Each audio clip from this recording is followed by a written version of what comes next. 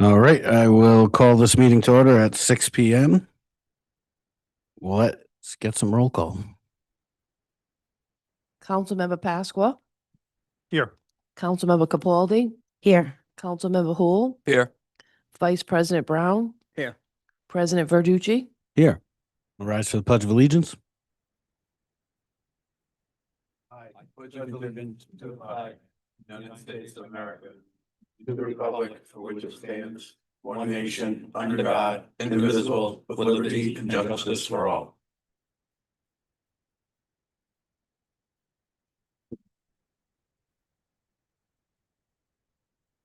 All right, in the event of an emergency, please go out the doors you came in and back out into the street. Otherwise, if you're over here, out these side doors here and out the two back doors marked number 1 and 2 in the back. Off the bat tonight, we're going to go into executive session. This will be a relatively short session, so everybody here are at home, and we won't be long.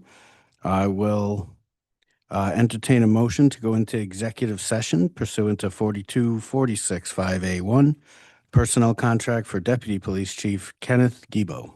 Make Make a that motion to go in executive session. A second. I have a motion and a second, Madam Clerk. Councilmember Pasqua, Yes. Councilmember Capaldi, Yes. Councilmember Hul, Yes. Vice President Brown, Yes. President Verducci. Yes, 5 in the affirmative, 0 in the negative, motion passes. I'll be right back.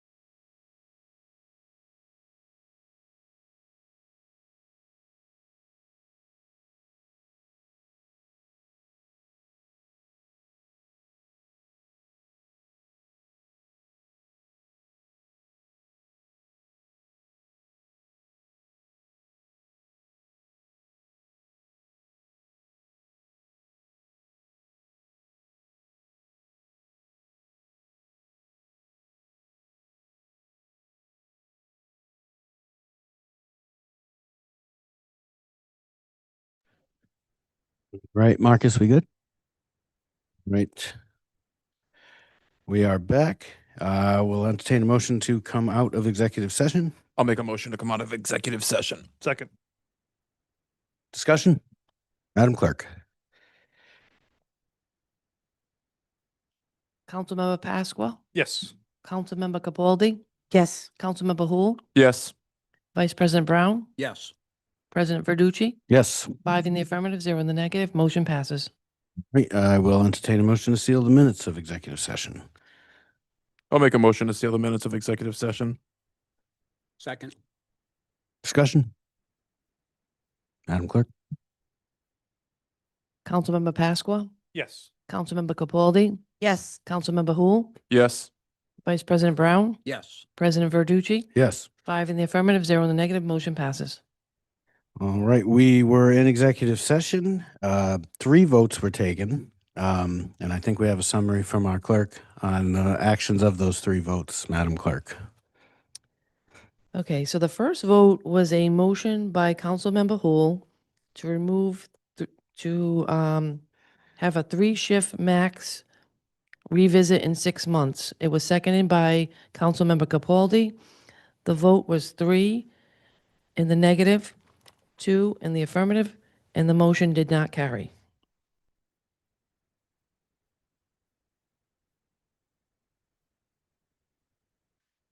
Our second vote was a motion to amend the contract to remove the cap in the contract by the town manager in his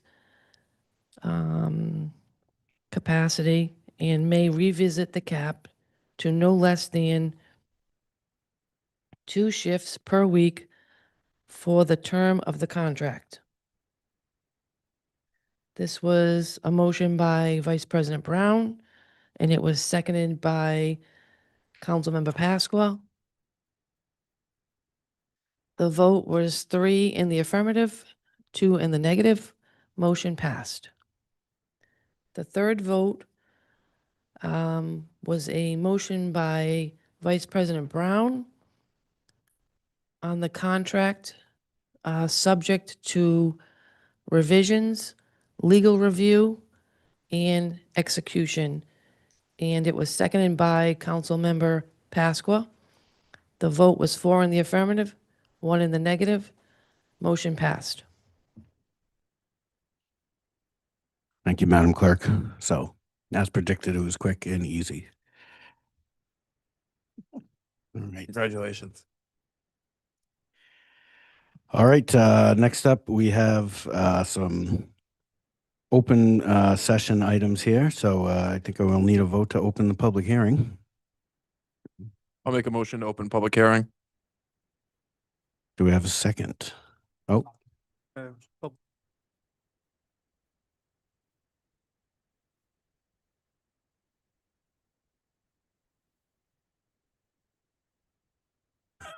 that's what I thought we were doing. All right. So, yeah, sure, please. Thank I'll you. amend my motion. I make a motion to open public comment on docket items. Second.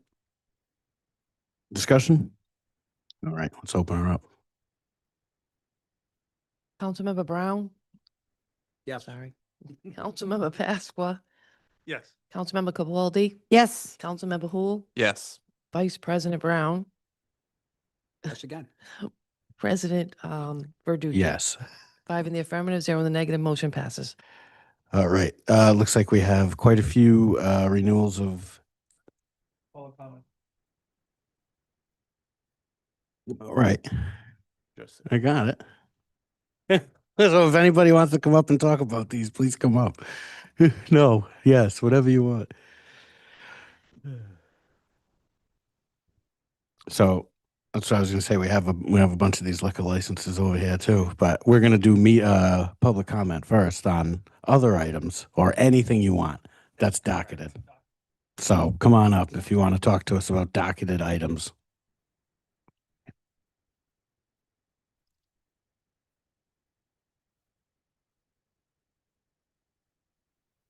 I had sent a letter. I'm not sure whether I should be. Oh, sorry. Just need your name and address for the record. Stephen Riley, 5 Osprey Drive, Coventry. Thank you. So I will, my appearances here before you have been just simply to find out the truth about and a lawful resolution for Johnson's Pond. For the record, I will accept whatever public use determination is voted on and approved by a public referendum. However, I'm not of the opinion that that's what's actually going on here. It appears to me that the process undertaken by the town has been an end around the charter, using the state blighted and substandard legislation to achieve this end, and using a TIF district and state approval to avoid a referendum. My opinion. The letter in front of you tonight is all my correspondence to the state. I had previously at the last meeting suggested as a little afterthought that it's available to you, but attending the CRA meeting this past week where Chairman Brennan effectively said that the process is on hold pending the development of a comprehensive plan. I found that extremely troubling because this has been known to both you, the council, and the redevelopment agency as early as January of this past year. So the fact that all of a sudden it's coming on to us here just, didn't ring well with me. So that's all my correspondence to the state. And the reason I'm giving it to you now is because if at this late stage, it was found that there was a need to comply with certain state law regarding the planning commission and a comprehensive plan, and we're now doing it, I'm wondering what other issues, defects, if you want to call them that, may exist that may surface in the coming months, especially if whatever the product is that the town comes up with has to go before the state for approval. I find it ironic that the General Assembly and the Attorney General's office have ignored all of my research findings and kind of left the town holding the bag. The one other point I can't help, if I can just mention, the irony of this whole situation. If you go to the second federal case, the first case that the plaintiff brings up is Kelo, which had to do with public use for economic development down in New London, Connecticut. And the irony here is that Johnson's Pond was created under public use for economic development doctrine back in the 1870s by a quasi-public corporation. So we've gone from private to public to private, and now we condemned it back in June of 2024 for public use again. It's I just continue to chuckle at that one. I'm hopeful that with all the lawyers involved in this process now to get some resolution to it. After all, we have a new solicitor. We have 9 lawyers at my last count representing the defendants in the second federal case. And we've got a GZA legal department that's kind of overseeing their product deliverable that they're going to be giving to the town. So with that, you have my letter. You have 160 megabytes of information there. Enjoy it. Are there any questions I may answer? Just thank you for the time that you spent putting that letter together. Thank you, sir. Thank you, Steve. All right. Anybody else in chambers? Comment on docketed items? All right, seeing none, let's look over at Zoom. Anybody over there? All right. Looks like that is it for public comment on docketed items. Would we like to take a vote to go into the public hearing now? Make a motion to open public hearing on docketed items A through F. Can we do them all at once? Or do we have to do it individually? Well, once, unless somebody wants to be heard, then you need to hear them out. But you could do them all at once. I don't know which way you've done it in the past. I think there's some different approving mechanisms that we need to discuss Yeah. for each one. But there's Which one? conditions is what I'm hearing, so you better break Yes. them down. All right, we can go, so let's finish that. Yeah, we one. can open a public hearing for all those items, but I just want to make sure you guys vote individually on A, B, C, D, E, F. That's all, just so it's clear. Okay, so I make a motion to open public hearing for items A through F. Second. Motion, we have a second. Any discussion on that? Can we go to voice vote on these just to move that, make it a little bit easier? If council is okay with that? As opposed to roll calls or? Yeah. Yeah, no, I'm discussing once we open it, what Yeah, happens, Mr. but, President, as long as, if it's unanimous, then it's fine. If it's not, the vote must be identified by the clerk. all right, thank you. Madam Clerk, we have to take the vote still. Councilmember Pasqua? Yes. Councilmember Capaldi? Yes. Councilmember Hul? Yes. Vice President Brown? Yes. President Verducci? Yes. 5 in the affirmative, 0 in the negative, motion passes. So if I can start, Mr. President, the licenses, Joanne can get into more detail, but basically there's kind of three areas that they're broken into. There are businesses that have items that we're still waiting for, which we feel the council should continue those items and not approve them. There are items that are just missing the fire inspection only, which is not new. We know the fire marshal is all out in his part-time capacity. So as we go through these, we would like it if the council would approve those businesses pending the fire inspection only, because obviously it's not the business's fault that the fire inspection is not complete. And then third are the businesses that have met all of the requirements, including the fire inspection, and we like those to be approved as well. So we've kind of broken it down into three different parts, as you can see in the document. And like I said, Joanne can answer any questions you have on individual licenses.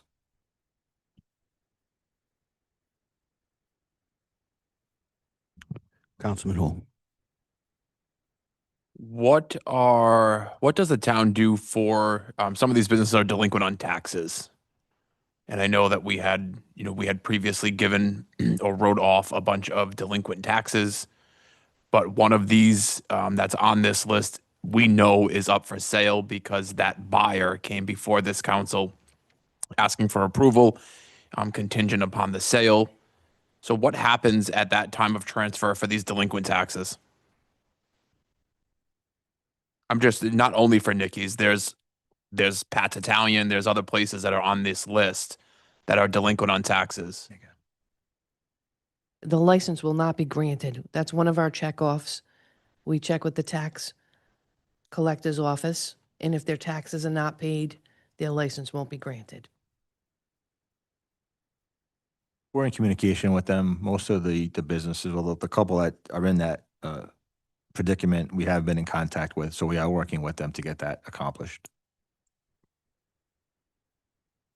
Are they in an arrangement? Is that what we're waiting on? Like, are you going to bring that back before us? Like, what is your process on your end? Are you working with them on a business level? Or if they make a tax arrangement, a payment arrangement, you're going to approve it? Or are you waiting for balance to be paid in full before you approve? Balance needs to be paid in full. For example, Pat's Italian Restaurant, we've been in contact with them 3 times, and they've told us they've mailed the check as of 10/31. So we're waiting for that check to come in the mail. That would come back in front of you. We would not ask you to approve this one until the taxes are paid. Only fire gets approved contingent, because that's on the town. The taxes are on them. They need to pay their taxes in order to get their license.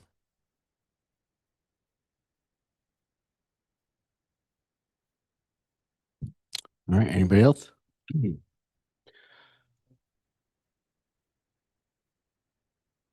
Is there anyone here who represents any of the businesses under this item?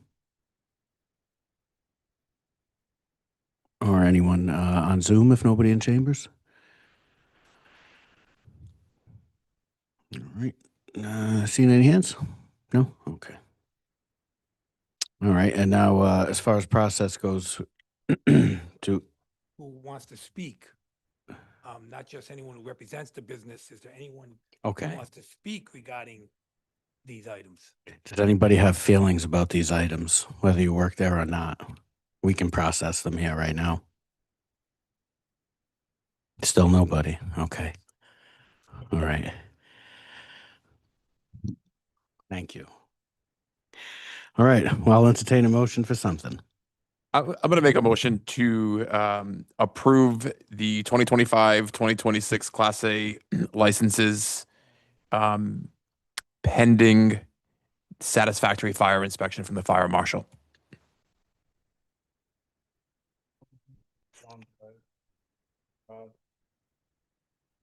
John. I make a motion to close public comment on docketed items. Public hearing.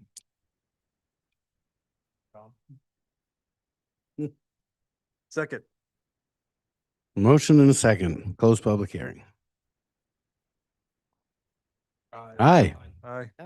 Thank you. There we go. That's much better. Yeah. Class A licenses are the.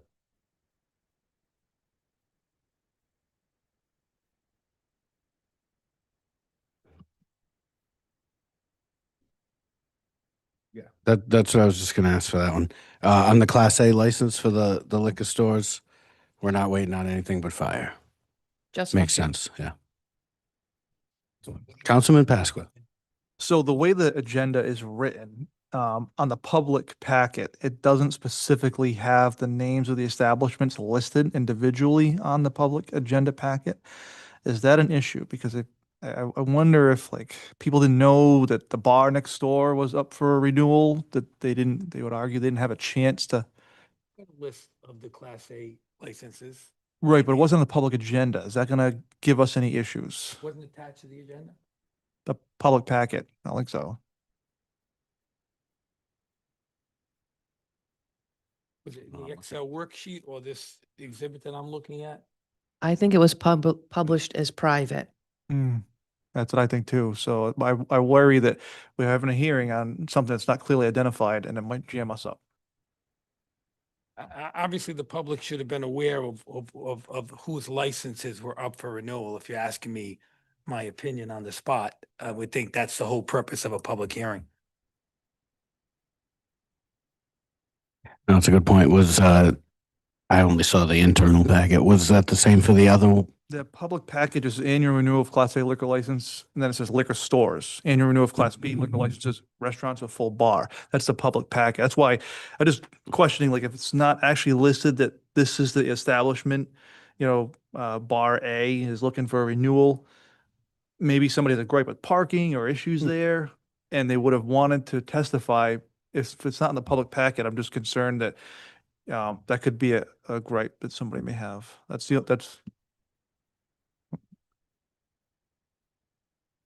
no. Sorry.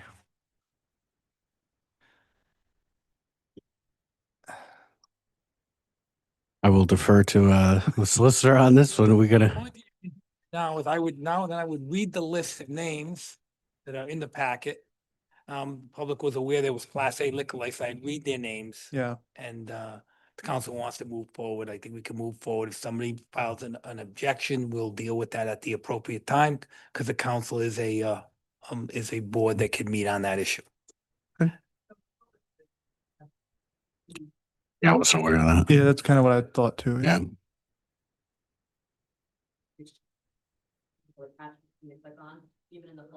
Yeah, I know. That's why I agree. When December 1st. and we have another meeting, So, I can do that to the council, but yeah, Councilwoman Capaldi? moving forward, can we please check this before making it public, before making everything, it's okay? Because this, we're gonna have to push it. I don't know whose job, is it the clerk's job? Is it the president's job? Someone's gonna check this to make sure the public has what they need. I don't know if we put them all out last year, to be truthful.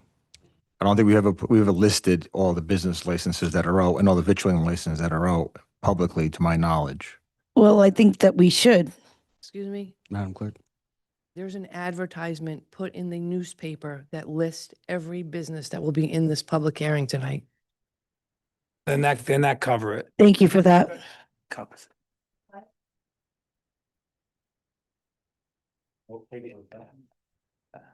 So it wasn't linked in the documents. It was, so we have a disconnect here. Obviously, everything should be in the agenda, I think, you know. I agree with that.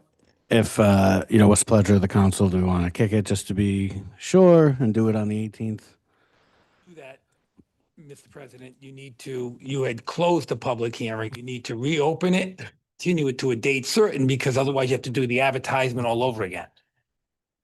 Once you start a public hearing, you got to continue it from date certain to date certain by vote of the council, or you have to do the advertisement all over again. If I may, if we've met the burden of advertisement according to the rules, I would think that we're not disciplining anybody. We're just furthering already established businesses. Like I haven't heard anything from any of my constituents complaining about any of these businesses that are here, but again, they wouldn't know about them. I don't see a need to, hold this up. I agree with the sentiment of the rest of the council as in regards to making sure the public has all of this information. But I don't see a need to hold it. Councilwoman Capaldi. I agree with you. Let's continue on now. Let's continue on now with this, but moving forward, we should have everything for public to view. Yeah, it's not like it wasn't public. It was publicized. Well, in the agenda, which makes sense, Yeah. because that's where everyone's going to see what's going on in the meeting. You didn't crack the reminder today, Councilwoman? Or- I will That's- always okay. crack. I get it. Okay, so we're going to proceed. We're in a public hearing. We closed the public hearing, so now we can vote on these. Mr. Solicitor, do you still recommend that I made a motion to approve the Class A liquor license as a group pending the satisfactory fire inspection? Do I need to still now list out businesses 1 through 5? Should I do that to satisfy? I would ask you to do that, just so that. If I may amend my motion to approve the Class A liquor license pending the satisfactory fire inspection for Coventry Discount Wine and Liquor Incorporated, DBA Coventry Liquor, 600 Washington Street. Also Crestwood Wine and Spirits Incorporated, located at 725 Tyoke Avenue. Bill's Wine and Spirits Incorporated, DBA Bill's Liquors at 672 Main Street. Anthony's Wine and Spirits, 895 Tyoke Avenue. And Main Street Liquors, LLC, DBA Main Street Wine and Spirits at 1142 Main Street. Second. We have a motion and a second. Any discussion besides the fact that we should all go to these stores after this meeting? I went before. Oof. All right. All those All in the- favor? Aye. Hey, Motion passes. Madam Clerk, just, if you're gonna do it that way, also ask if there are any nays. Because if there are any, you need to record them. That's my only concern, Council. I'm just trying to. Don't apologize. I'm getting used to it. Nays? All, motion passed. All right, moving briskly along. We are on to Class B. I'd like to make a motion to approve the 2025-2026 Class B licenses. I am going to read the ones: Applebee's at 830 Center New England Boulevard, Bean Barn at 599 Tyoke Ave, Black Oak, 760 Tyoke Ave, Dragon Palace, 577 Tyoke Ave, Twisted Pizzeria in Coventry, 915 Tyoke, Flat River Tavern, 2260 Flat River, Harris Bar and Grill, 666 Main Street, Lake Taco at 446 Tyoke, Old Theater Diner, 33 Sandy Bottom, and Sherry's Come Along Inn at 402 Washington Street. And those are contingent upon a satisfactory fire inspection. The other three have all required, so I figured that would have to be a separate motion because those three businesses have everything required. Yeah, so this is a motion contingent on fire approval. Fire We have inspection a only. Did you Motion. say JW's Pub? I did. Okay. J. Moose Pub at 433. Okay. Sorry. All right, we have a motion. Do we have a second? Second. We have a motion and a second. Any discussion on that? Hearing none. Madam Clerk? Or, All those in favor? Aye. Any in the negative? Motion passes. I'll keep going. cruising. I'd like to make another motion to approve 2025, 2026 Class B licenses that have had all requirements met. Blackstone Herb and Coffee Bar, 710 Center New England Boulevard, Cozy Grill, 473 Tyoke Avenue, and Seven Moons, 856 Tyoke Avenue. Second. Any discussion? All those in favor? Aye. All those opposed? Motion passes. Motion passes. Should I keep going? Yeah, we might as well. You're on roll. I'd like to make a motion to approve 2025, 2026 Class B limited liquor license, Paglierini's Family Restaurant, DBA Paglierini's Family Restaurant, 637 Washington Street, and Genesis LLC, DBA as Braza, 15 Sandy Bottom Road. Those are contingent upon satisfactory fire inspections. Second. Can I just say you said that name wrong? I probably did. You can get the next one. Yeah, Well, discussion. Yeah. my name ends in a vowel. Would you like me to say that? Paglierini's Family Restaurant. Thank you for the clarification, Councilwoman Capaldo. We will, Who did the second? I don't know if we got a second or just the grammar lesson. Let's see. It was the Italian lesson, not a grammar All right. lesson. So we've got a second from Vice President Brown. And any more discussion on that? Are we good? Okay, thank you. All those in favor? Aye. Aye. Any opposed? Motion passes. Mr. President, can we go back to the previous page and just get a motion to continue Nikki's and Pat's until they're able to produce the required documents? I'll make a motion to 2025, 2026 Class B licenses that have not been issued will continue Nikki's Lounge located at 354 Tyoke Avenue and Pat's Italian Restaurant located at 1650 Nooseneck Hill Road. We need a date for that, continue to November 18th. Can we continue it once taxes are paid and all items have been met? I did get a confirmation that Pat's did send in a check for their taxes. But you told you that 3 times, right? No, I got it from the licensing clerk. She sent me a text that she, just now, that she did get the $1,400 check. So I will make that motion to for the next meeting, continue to the next meeting, which will be, what, I'm sorry? November 18th. November 18th, 2025. We have a motion to continue. We have a second? Councilman Pasqua, discussion? Hearing none. All those in favor? Aye. Aye. Any opposed? Ayes have it. Motion passes.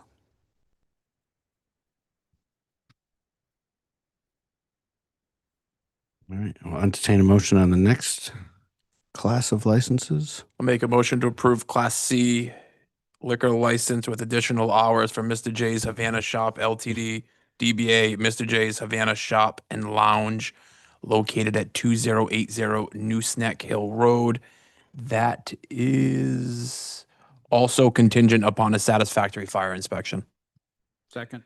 We have a motion, we have a second. Any discussion on that one? Hearing none. All those in favor? Aye. Any Aye. opposed? Okay, the ayes have it. Motion passes. Class D, I'll entertain a motion. I'll make a motion to approve the annual Class D liquor license Club with Full Bar for Club Jokes located at 184 Boston Street, Coventry Memorial Post number 9404, Veterans of Foreign Wars Incorporated, 29 South Main Street, Coventry Men's Club, 30 Phillips Hill Road, Polish National Alliance Group number 1001, DBA PNA number 1001, located at 15 Meeting Street. These are also contingent upon satisfactory fire inspection. Second. Motion, we have a second discussion. Hearing none, all those in favor? Aye. Aye. Any opposed? Ayes have it, motion passes. And we are back on the agenda. Let's see. So the last item that was on the agenda regarding public hearing was for the Ryland DEM outdoor grant that Scott's going to explain during resolutions, but it is a requirement to give the public an opportunity to comment on that grant. So that's why it was listed under the public hearing section. It's also going to be listed under resolutions that Scott will explain shortly.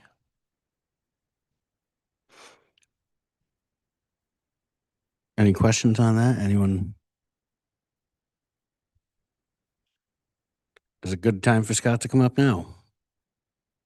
Doesn't matter, right? I mean, he's already halfway, yeah. Yeah, so we'll take the testimony now and then we'll vote when it comes time for the resolution, if that's pleasure with the council. Sounds good. Good evening. Thank you for having me. So our intention is to submit a grant application for the Ryland DEM open space. I have a short slide presentation on it. So Marcus, if you can cue up the slide.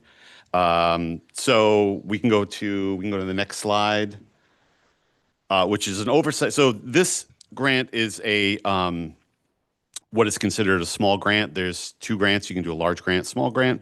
This one is a small grant for the Payne Playground. And so this is an aerial view of where the playground is currently situated at Payne Field, very active recreation area. Marcus, you can go to the next slide.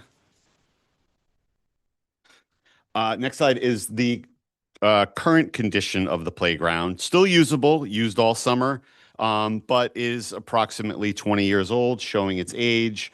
So since it's in a very active recreation area, be nice to get an upgrade on that. Since that area is used during summer camp, it's part of our rotation for the 300 summer camp kids to come through, as well as Coventry Little League when they have games and tournaments. We have summer basketball there, so a lot of young children, siblings of children playing over there, come and use the playground. So it's a good opportunity in this grant to upgrade that playground structure, bring something a little bit different over there that would meet the needs. So we had approached a designer, and so Marcus, next slide, please. We'd like to transform it into a new playground, use a lot more of the space. Right now, there's some space that's not really well used, so that's where the flying saucer swing comes in. That is the thought behind this was, what can multiple children use at a given time? So with the climbing elements, a lot of engaging in gross motor play, climbing, hanging. The saucer swing, you can fit 3-4 kids on there. There's some musical elements off in the background there. You can see some drums.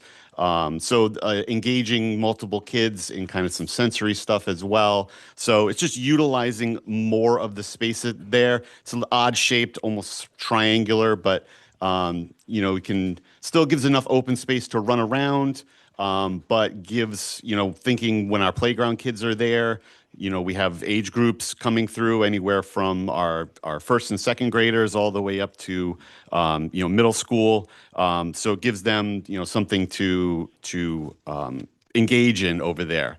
And the next slide is just the design drawing of it. You can see the shape of the current location. That is unchanged. We're using the existing space that is there, just better utilizing it with the play structure there. the saucer swing kind of offset towards that point, and those musical elements up near the top there. And our final slide, it's just a little bit about the grant, just so you're familiar with it. We've gone after it before. We've gotten it. I believe the tennis court / pickleball courts at Payne was awarded through this program. So just a little familiarity with it. It is funded through a bond that Rhode Island voters vote on. It's a $53 million green bond. Within that $53 million, breaks out multiple components. One of them is a $5 million open space recreation bond for either new recreation or improving existing recreation. So just some thought behind, so for the grant itself, it's a 75-25 match, meaning that the grant will be 75% of the funding. Town is responsible for 25%. This is a small grant, so it is a max of $125,000. The total project is costed out at $163.44. So breaking out the math, our grant application request will be for $122,283. Town contribution would be $40,761. So the grant deadline is the 18th, so good timing in getting this meeting in. The grant award is typically around the spring, although this round was opened a little bit sooner than it usually is. So maybe that award will come a little bit sooner.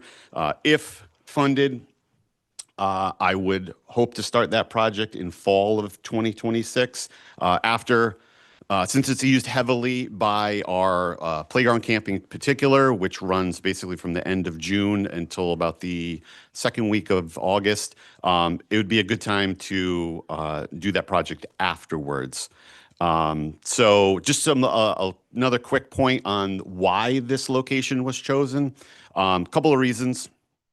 Some people may think, well, why couldn't you do something at a school? School needs playgrounds as well. This grant does not qualify for schools. It has to be municipal land. Choosing Payne in particular, where it's situated, satisfies a lot of the questions in the grant. The grant is a score of 100, so each question has a point value to it.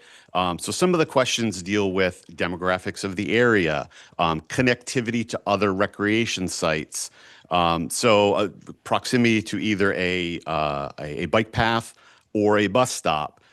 A lot of those elements, Payne satisfies a lot of those since it is next to the bike path. The area around there is considered low mod, so it satisfies. It helps in those types of questions.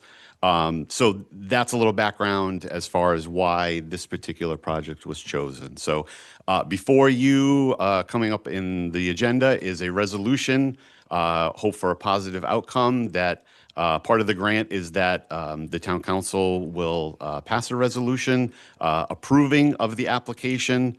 DEM just wants to see that the town is on board, that there is support within the town for this project. So if it doesn't get funded, then everybody is kind of moving in the same direction with this. So if there's any questions or anything else, I'd be happy to answer them. If not, then 2 quick ones for you. Yes. What is the age group this targets?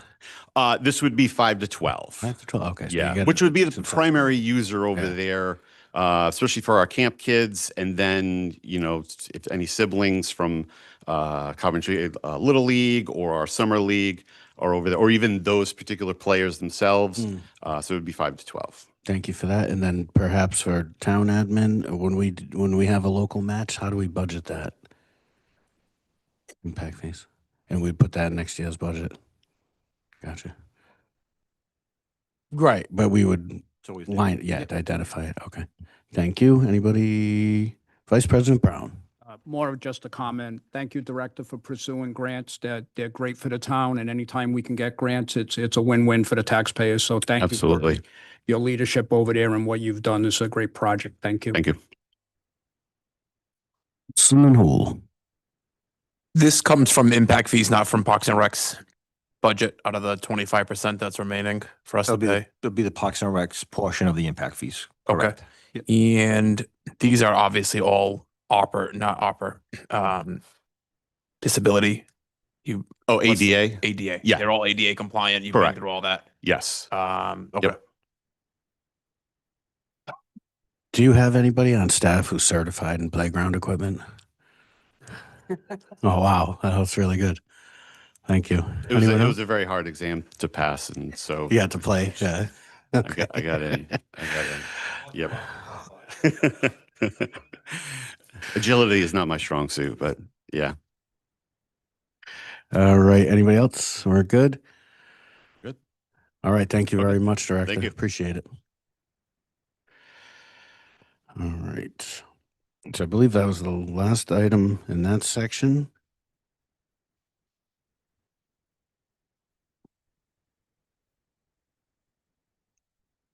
All right. So now we can move on to section 3, where we have some additional licenses.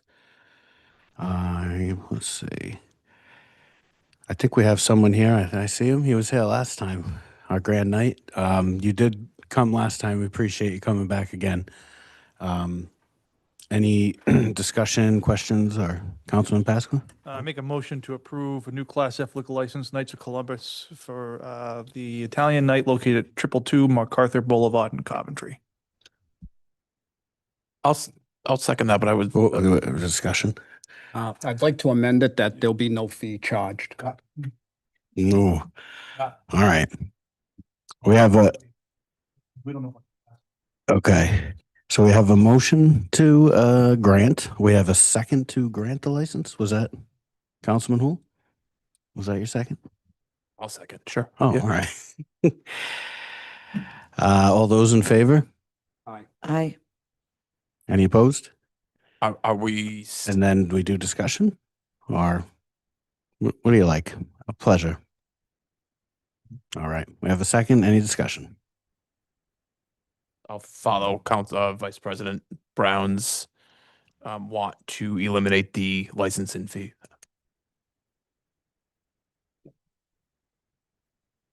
All right. Yeah. Okay. Yeah, I make a motion to waive the fees associated with the Knights of Columbus event that they're going to have on MacArthur Boulevard. Motion from Vice President Brown, I'll second. a second from Councilman Hool on the waiving of the fee. Any discussion on that? All right. All those in favor? Aye. Aye. Any opposed? Okay, ayes have it. The motion carries. And we are back on the license, or? Yeah. All right, we'll take a motion on the license. I'll make a motion to approve Class F liquor license, Knights of Columbus, 222 MacArthur Boulevard, Coventry. I second. We have motion and a second. Any discussion again? All right, hearing none. All those in favor? Any opposed? Ayes have it, motion carries. And now I see we have 3 victualling licenses. We'll take those one at a time, I'm assuming, or This one's We're gonna be gonna long. go in. Yeah, we have the same issue as the last one, except this time there's, I'm gonna make a motion to approve 2025, 2026 victualling licenses. The first set will be contingent upon a satisfactory fire inspection. We really have to read all these. Baja's Fresh Grill, 866 Tyoke Ave, BJ's Wholesale, Coventry Club, number 119, 790 Center, New England. Burley's Pastry Shop, Burger King, number 3133, China Star, Coventry Nutrition, Coventry Shell, D'Angelo, Dave's Marketplace, DiPetrillo's Pizza and Bakery, Jelina's Ice Cream, Hampton Inn in Coventry, Hash New York System, Mealworks LLC, Murphy's Mobile, Newport Creamery, Original Gentleman Farmer Restaurant, Racino's LLC, also known as California Taco, Rick and D's Incorporated, Santoro's Pizza and Restaurant, Silver Lake Pizza, Subway, Subway number 42061, Sweet Spot Nutrition, The Pizza Nomad, Tom's Market, Twin Coast Tropicals Incorporated, Utter Delights Ice Cream, and What's Shaken, contingent upon a satisfactory fire inspection. What's shaking? Is there a second on that amendment? We have a second. Any discussion? All those in favor? Aye. Any opposed? Ayes have it. Motion carries. We have another block under the ones that do have the required items. I will make a motion to approve 2025-2026 victualling license in its entirety. These following businesses have met all criteria: Cumberland Farms, number 1250, 436 Naughty Oak Road; Cup of Joy Cafe, 1532 Main Street; Dell's Lemonade of Coventry, 465 Tioga Ave; Holiday Inn Express, 4 Universal Boulevard; KFC, 824 Tioga Ave; Little Lattes Play Cafe, 57 Sandy Bottom; Longshore Coffee LLC, 315 South Main Street; Stop and Shop number 720, 900 Tioga Ave; Suzy Q's Summit General, 25 Old Summit Road; Twisted Twirl at 1532 Main Street. Second. First and a second, any discussion? All right, all those in favor? Aye. Any opposed? Ayes have it. Motion carries.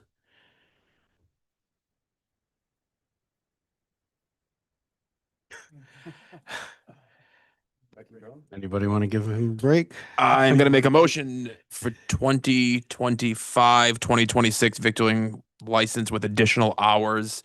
This first block will be contingent upon a satisfactory fire inspection. Cumberland Farms number 1219, 1600 Nooseneck; Cumberland Farms number 1247, 785 Tioga Ave; Cumberland Farms number 1290, 2293 New London Turnpike; Dunkin' Donuts, 24 Coventry Shoppers; Dunkin' Donuts at 851 Tioga Ave; Dunkin' Donuts at 2285 New London Turnpike; McDonald's at 1100 Tioga Ave; Speedway LLC, 764 Tioga Avenue; and Wendy's located at 2311 New London Turnpike. Thank you for the motion. Do we have a second? We have a second. Councilman Pasqua, any discussion? Hearing none. All those in favor? Aye. Any opposed? Ayes have it. Motion carries. I'd like to make a motion for 2025-2026 victualling license with additional hours. These businesses have met all criteria. Dunkin' Donuts at 800 Tioga Avenue; Taco Bell number 40866 located at 784 Tioga Ave; and Walmart number 2283 located at 650 Center of New England Boulevard. Second. Motion is second. Any discussion? Hearing none. All those in favor? Opposed? Ayes have it. Motion carries. I'd like to make a motion to approve 2025-2026 additional hours only license. It is contingent upon a satisfactory fire inspection. Tioga Food and Snack LLC located at 851 Tioga Avenue. Second. Motion second. Any discussion? Hearing none. All those in favor? Aye. Opposed? Ayes have it. Motion carries. Thank you, Councilman Hool. Yeah.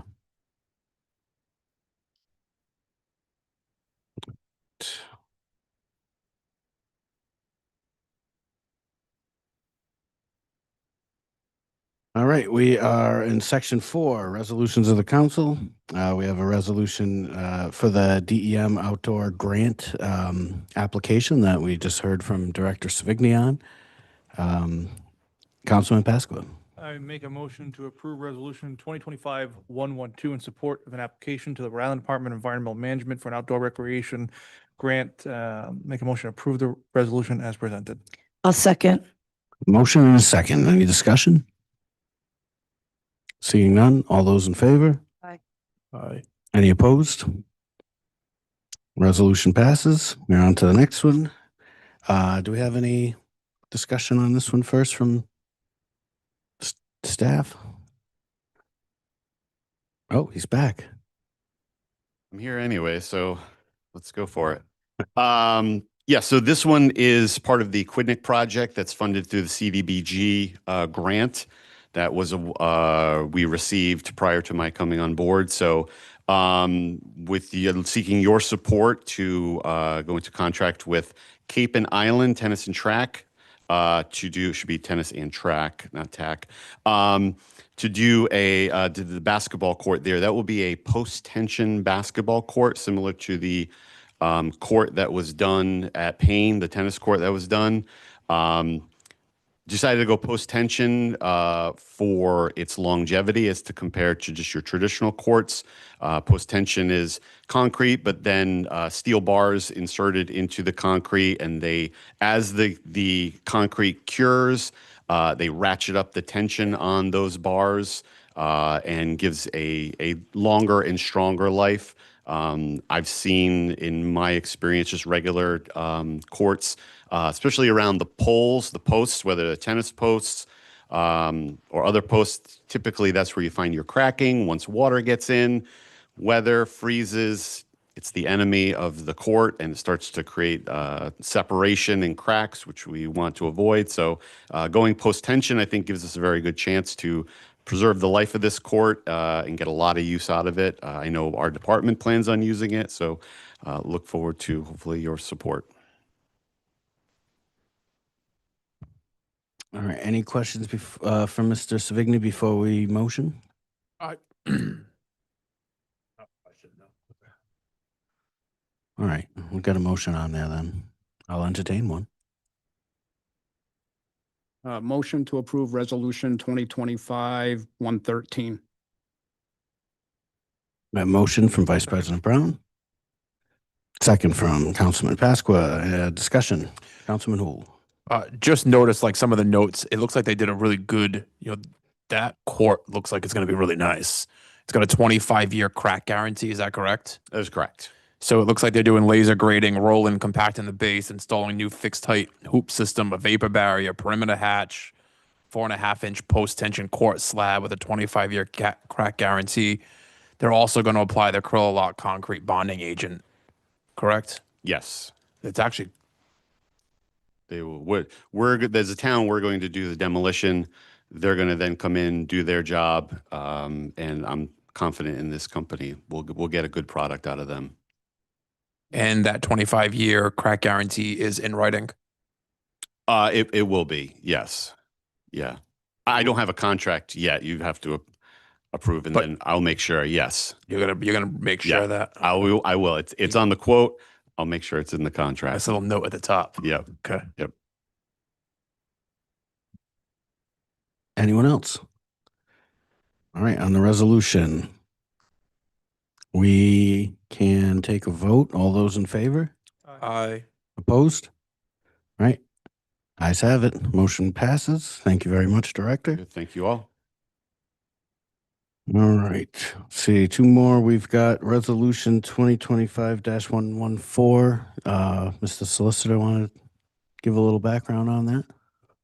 Yeah, pursuant to the council's direction, I reviewed the contracts and the amendment formally entered into with Angel Law LLC.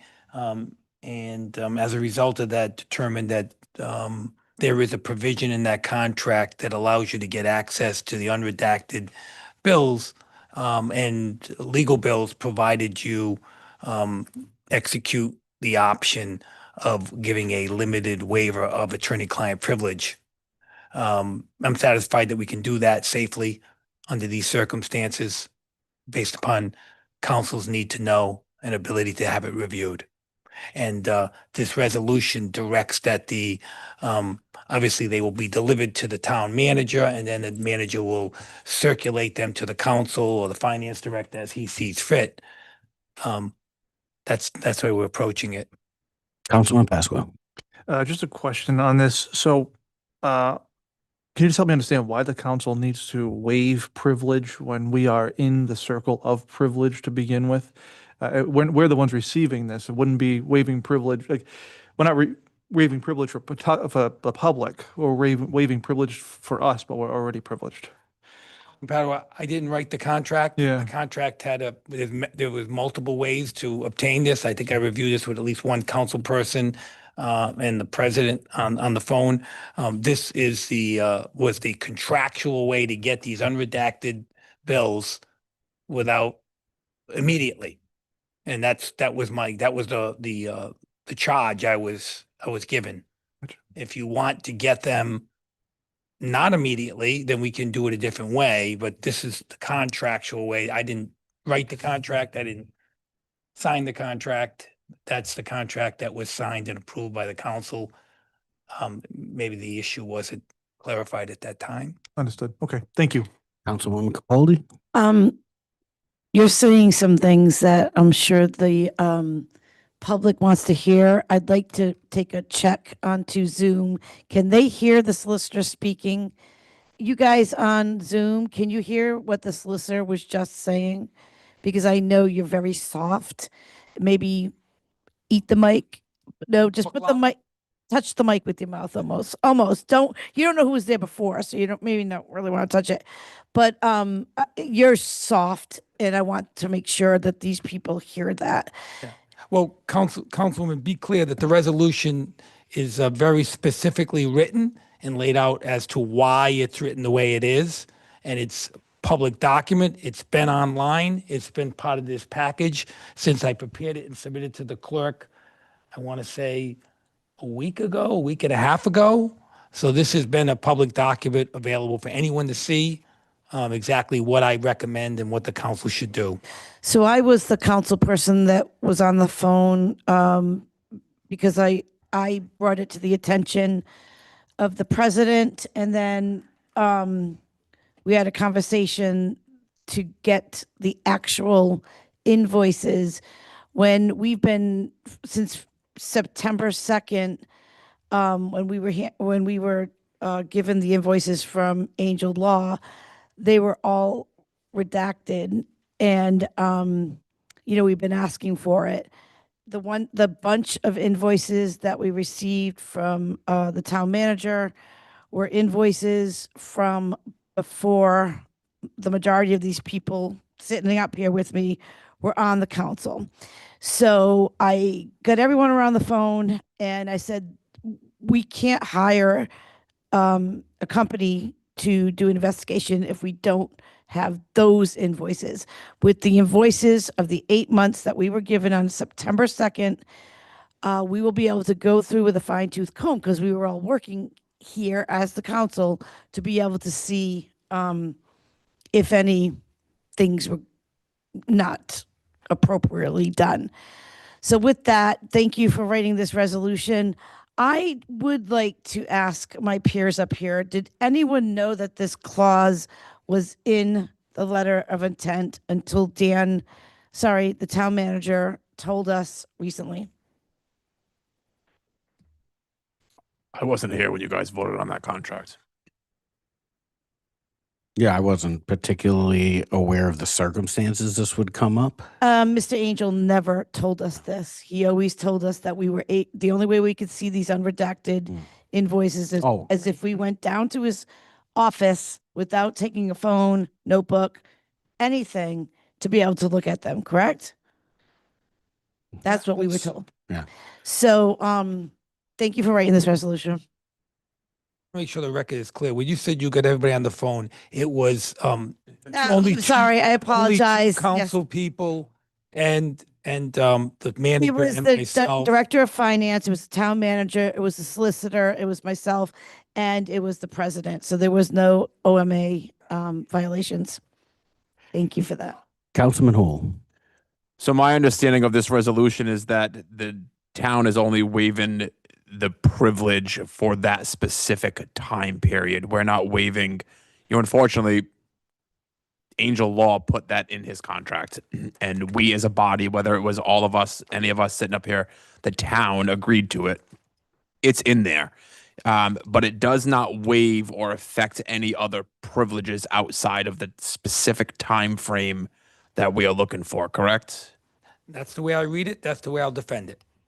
And my understanding is that you already stated that this is the fastest way to obtain the invoices for the time period of March 2025 through September of 2025. That's correct. And we as a town, if Angel does not play in the sandbox with us, according to his own letter of engagement, we have another avenue to obtain these. And we are already prepared as a town to do that. We don't need to be. My understanding is the town manager, I don't want to speak for him, has had conversation, and as soon as this is approved, the documents will be in his hands. this is not a contentious issue. This was just a consideration that he required. Is there anything in your legal advice, in your legal experience? I don't trust Angel as far as, you know, my pen can write. My concern is someone like him put clauses in contracts like that for a reason. Is there anything in your legal opinion that by us waiving, I just want it on the record, that by us waiving this privilege, that he's not waiting for an I gotcha moment? No, Because I would rather not waive at that point, go after him legally and keep our privilege. I want it on the record to say, I said, I brought this up. Yeah, I accept your comment. It's more complex. You brought up a couple of complex issues, but I really think Angel Law was really focused on the rules of ethics for the legal ethics about attorney-client privilege and that issue. And there is a rule 1.6 of the rules of professional responsibility that provide that an attorneys, you know, have this privilege, and it has to be waived by the client whenever information potentially could become. I respect your professional explanation there. I don't think he understands the rules of professional conduct. Not you, Mr. Solicitor. And since we're kind of solidifying stuff here, you know, the other thing that's important to note is this doesn't waive anything that we would be able to limit, you know, under a regular APRA request as it would be. So this doesn't this doesn't basically say everything we have is now discoverable automatically by anybody. We still reserve that right. It never was, though, right? Oh yeah, correct. But Like it would have been redacted had the public asked for that information. Anyway. exactly. So we're not giving that up Thank by you. this action. That would be our position, and obviously, ultimately, if that were to be challenged, it would be up to the Attorney General to make the final call. This is an unusual issue. I could find no opinion Specialize in written that. by the Attorney General that addresses this precise issue. If there was, I would already know about it. That doesn't exist. I feel like what the council wants to accomplish, we should execute this resolution. And then we'll worry about. So you feel that not just taking finances into consideration, because going the other route is costly and more expensive, you feel that this is the best route, take money and take all of that off the table here. It's just, not only is it the quickest, because quick doesn't always mean good. This is, in your opinion, the best way to get it, to move forward? I do. Okay. I do. Under Thank you. these very limited circumstances, haven't not seen the documents, but I believe that we'll have a chance to see them with the administrator, with the manager. And if we find that there's some concerns there, we'll bring them to your attention. If they become issues of OMA issues, APRA issues, we'll address them on a case-by-case basis. You know, like the outcome of that type of litigation is always a risk. That's the only cautionary note I can give you. Thank you. Councilman Pasqua, then Councilwoman Capaldi. And I just wanted to kind of bring up front, back in April, when we started talking about invoices and stuff, I had put together a resolution that gave all council members access to unredacted invoices. Why does that not stand against this? And we need this. I'm just confused at what the. Because at that point, the contract was already in place. That's what I understand. Oh, it wasn't? Made amendments after my resolution to match that. That was, I don't know the It was history of the timing. the question of the procedure about how invoices were reviewed was really a big deal at that moment in time. And so I had put together those resolutions, and we amended the letter of engagement as well as the contract to match what the council desired and passed as a resolution that I had written. Which If was you're very- talking about that letter of, again, the letter of engagement amendment, that amendment did allow the council to see them, but they had to go see them, my understanding, at the law office. Right, yeah. Um, This and allows us to So take it physical did custody execute quickly. what you wanted, but it executed it in a way that may not be the same as we're discussing here Yeah, today. I think the amendment was in reference to the resolution, that you could view them under those parameters, but that was because of the resolution. Okay, understood. Thank. Councilwoman Capaldi. I just want to confirm, because I thought I heard you say when you get the invoices, you and the town manager will review them. We will all get those invoices to review. Of course, Council, I just have to confirm that. That's all I'm doing. of course you'll get them. But it was about who's going to receive them, and it made sense to have your chief executive officer be the person who receives those documents. It could be the finance director. He's obviously going to share them with the finance director once he receives them, and the council will get them, and obviously any other experts that you want to review them. They'll be then in your possession. Gotcha. All right. Anyone else on this one? Has there been a motion yet? No. Can I make a motion? You may. I make a motion to approve resolution number 2025-114. I second. We have a motion and a second. Any discussion? Dan, I'm sorry, that was unprofessional. Mr. Town Manager, when do you think the turnaround would be to get those documents? I'll reach out to him tomorrow. Awesome. Thank you. Anyone else? All right.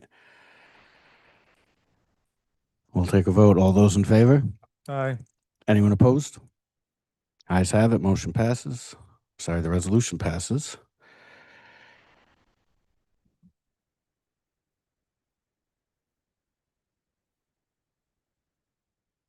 All right, we've got one more here, 2025-115. This is a resolution for the Coventry Survey Design Group to conduct a survey. I'll make a motion to approve resolution 2025-115, approving the contract for Coventry Survey Design Group to conduct survey, wetland, and civil engineering services for drainage improvements on Bates Ave in the amount of $17,500. Second.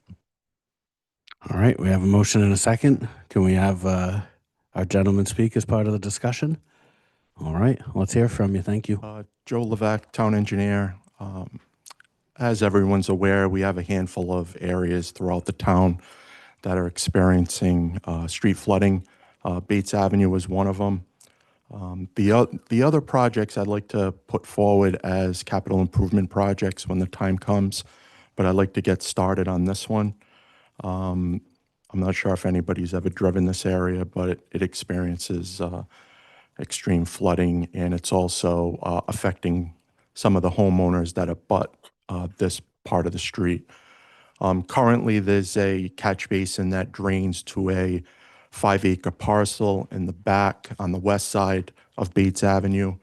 I'm looking to add an additional catch basin and tie in the existing to the new catch basin and have a separate line. It'll go through a resident's yard. I've already gotten their approval on that, and I've also spoken to the property owner that owns the 5-acre parcel, and he has no issues with what we want to do to improve the drainage in that area. DPW will perform the construction, and this is just the first step to get things started. Councilman Pasqua. Thank you for coming up tonight. Appreciate it. A while back, we approved something, a design, it was, I believe it was Old North Road, where they were going to be looking at a generalized type of system that can be deployed throughout Coventry in these areas that have drainage issues. It was, Dan, I don't know if you have a clear memory of this. We looked at, we hired a company to design a system to deal with drainage issues throughout Coventry. I think we were going to deal with it initially on Old North Road, but this was a system that could be used elsewhere for drainage issues. So the Old North Road project did get done. Joe oversaw that one.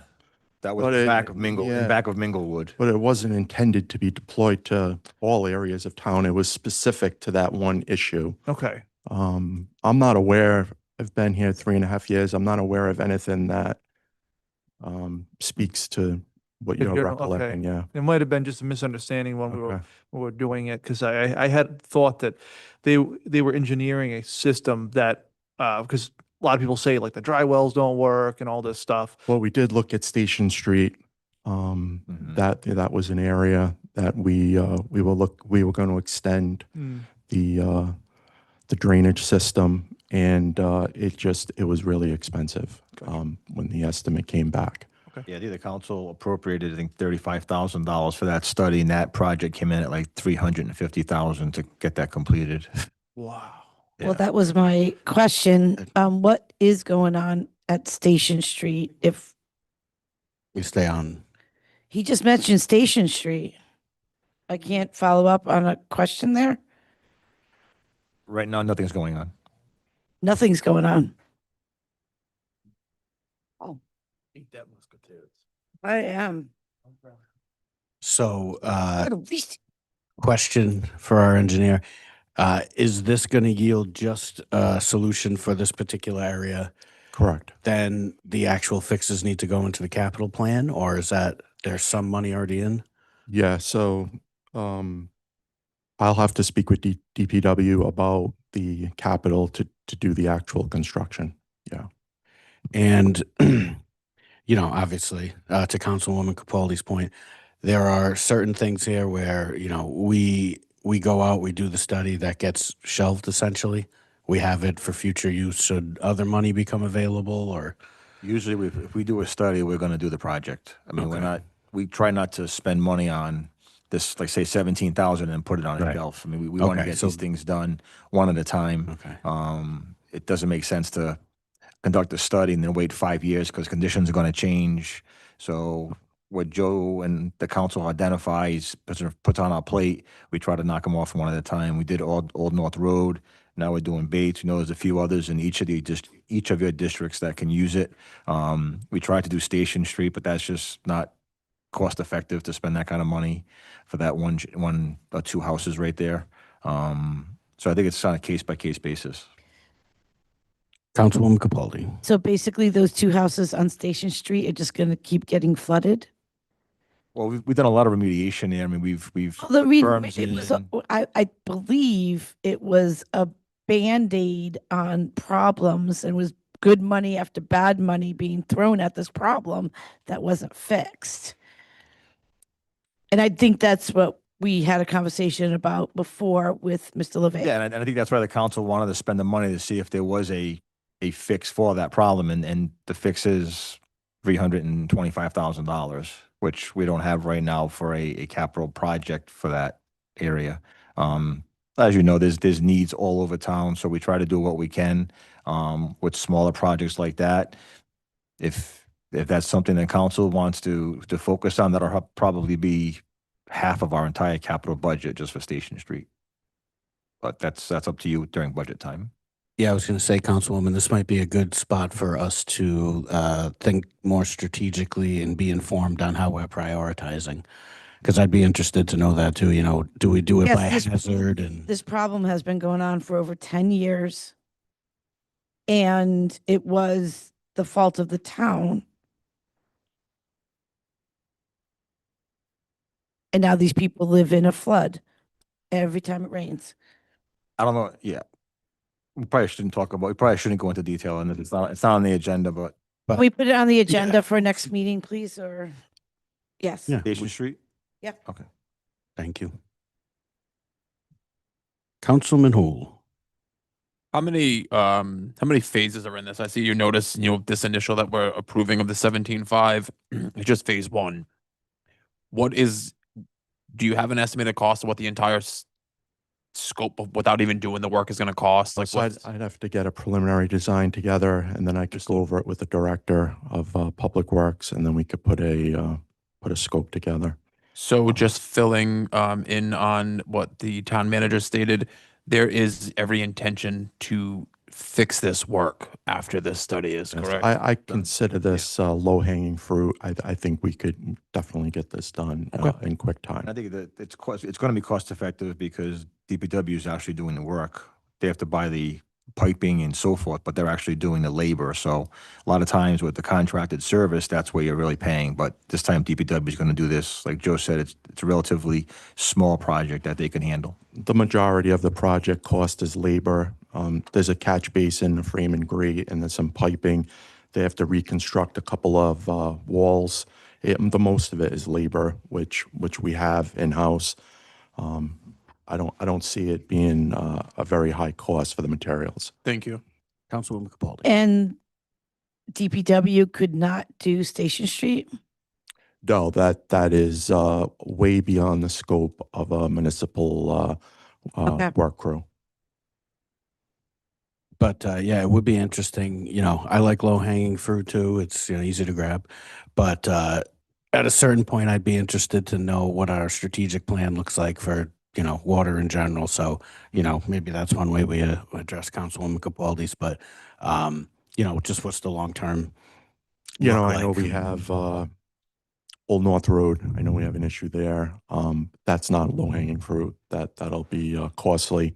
So I'd be happy to, when the time comes to put these forward in a capital plan, and we can discuss each one. And, if you want to pick one out of them and maybe one every year or one every other year, or I don't know however you like we to could come up approach with it, a way but to rank them, we- prioritize them. yeah, we can definitely something. do something. Joe, does the facilities plan cover any stormwater issues like this, or that's more like much more sewer related? No, it has nothing with stormwater. Okay. Right. Well, maybe at least with the new work order system, we can start tagging these and, based on where we're getting the calls from, develop some kind of pattern of, what we're going to hit, high priority and so on. So at least we're getting there with some of the tools. The one before us now seems somewhat simple.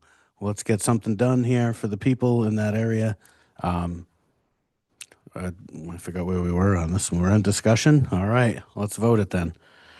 All those in favor? Any opposed? Ayes have it. Resolution passes. Thank you very much. Thank you.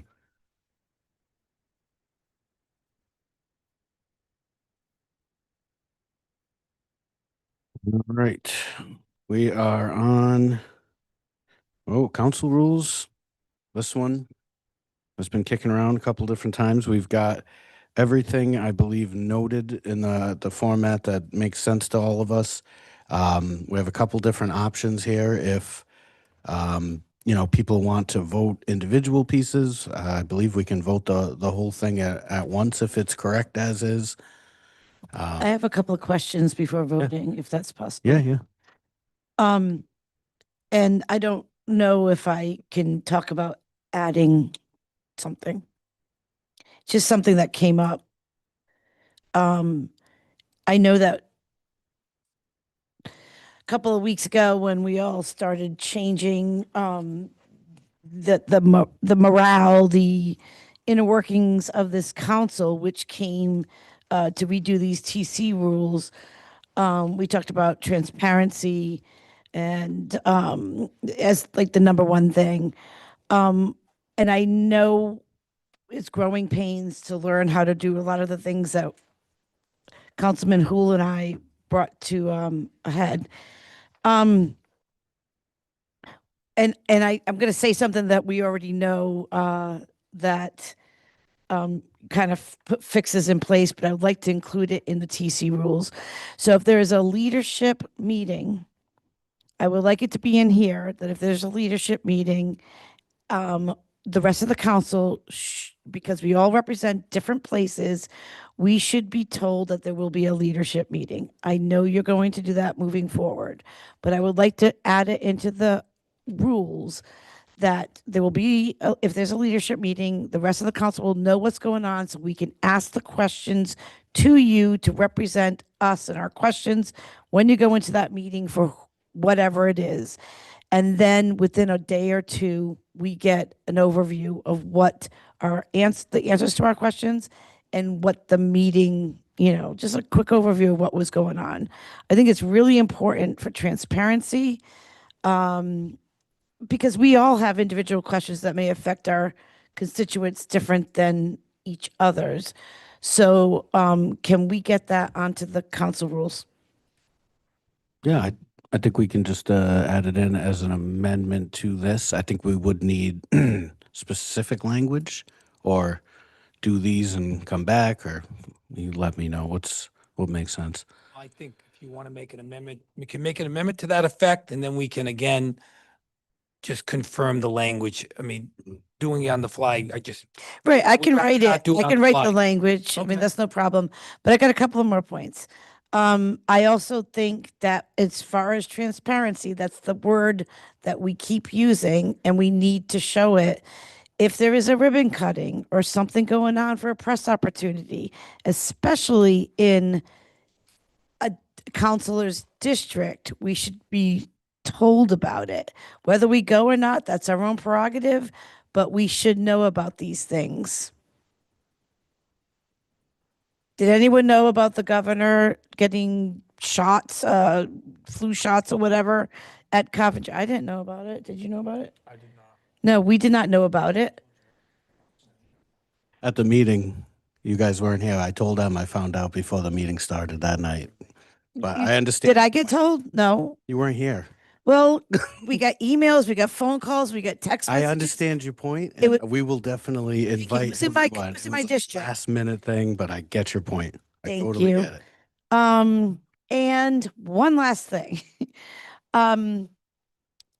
If there is a meeting that we are not allowed to go to because we're not leadership, kind of solicitor what you allowed me to do the other day. We could do can we do a Zoom without, can the people that are not invited to the meeting be on Zoom to listen and not talk? Can the council members that are not invited to the leadership meeting be on Zoom? Why is that too much? I got to No. do it the other day. Yeah. Well, I'm just asking. Maybe it's easier than somebody writing an update. Yeah, but those really aren't public meetings that we have the capabilities to do on Zoom. Okay, then we want an update. That's Yeah. great. Well, I sent one today. So Yep. there's a leadership meeting. You Thursday. guys are doing it and I appreciate it, but I just wanted the people to know what I'm fighting for here is trying to make this council transparent for our constituents.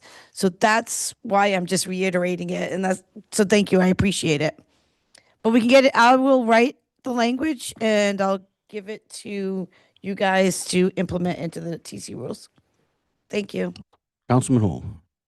I do think I understand where Councilwoman Capaldi is coming. I think all of us up here, the ultimate goal was for equalness, if that's even a correct word or way to use it. But we are all equal bodies, and I think what was shocking to myself when I learned of a leadership meeting, it's almost like, are we really equal if I don't even know that a meeting's happening? Because according to our charter, the only difference is that they run this meeting. So I do give JP and I started to call their names, Council President and Vice President. They did update us via email. We did get a synopsis. But I think it's frustrating to the people who aren't receiving the information, but it's hard for the people who are sitting in those meetings to understand where we're coming from. People in those meetings know the information and they're receiving the information. We're not. So I think some of her frustration may be coming from, we're just ensuring we're not getting back to where we just came out of. And again, I reiterate, that is not happening. Both the council president and vice president, once this was brought up, have rectified the issue, and we have received an update via email. So thank them both for that. I just wanted to reiterate, I think what she was, where some of the frustration was coming from. You know I love you guys, right? Yeah, Okay, thank I you. can feel it. Oh, Um, stop. Feel it in the air tonight. No, I appreciate your feedback and well, yeah, I mean, you don't hear us arguing. It's fine. Last thing we want to do is go backwards. All right, so we are back on the rules. We can, Mr. Yeah, Solicitor. so I just want to make sure I understand, those amendments, Councilman, going to be presented at the next meeting? Can we make a motion to Yeah. approve the council rules with that pending? Otherwise, we're going now Oh, I like agree with that. I'm 3 talking months about the before amendment, we. Councilman. I'm talking about the amendments, not, we kind of had this rule with a set of amendments, no action was taken. It seems to me it would be more appropriate to move on this document, then discuss those amendments to be added and supplied later. Yeah. Because this document's been bouncing around a little bit. This document needs to be acted on. And there are, a couple of points you need to address in this document, right? So, yeah, we'll do that during discussion. Okay. All right. Back on the document in front of us now as is. I'll entertain a motion on that. Make a motion to approve council rules 2025, 2027. I'll second. I have a motion and a second, discussion. So, one of the things we just want to be aware of on this one, we are, again, in the same way we're working internally, we got to work externally as well. We want people to feel like they're being heard. We're trying to address the time issue during public comment. We want to give adequate time. I think for most meetings, we do okay with that because we don't have, 50 people. So what got worked in here was we call it a reasonable amount of time. Of course, that can be interpreted different ways, but essentially the way we kind of saw it running was, if there's 10 people here, 20 people, and it's, just a regular night, 4 or 5 minutes seems reasonable. However, on the flip side of that, let's say we had 50 people in here, 75 people in here, and we said, you get 3 minutes, and then I decided for the next person you're being unreasonable, you get 1 minute. So it's a fine line there. Some of the discussion we've had with the solicitor is to define that period of time in that meeting.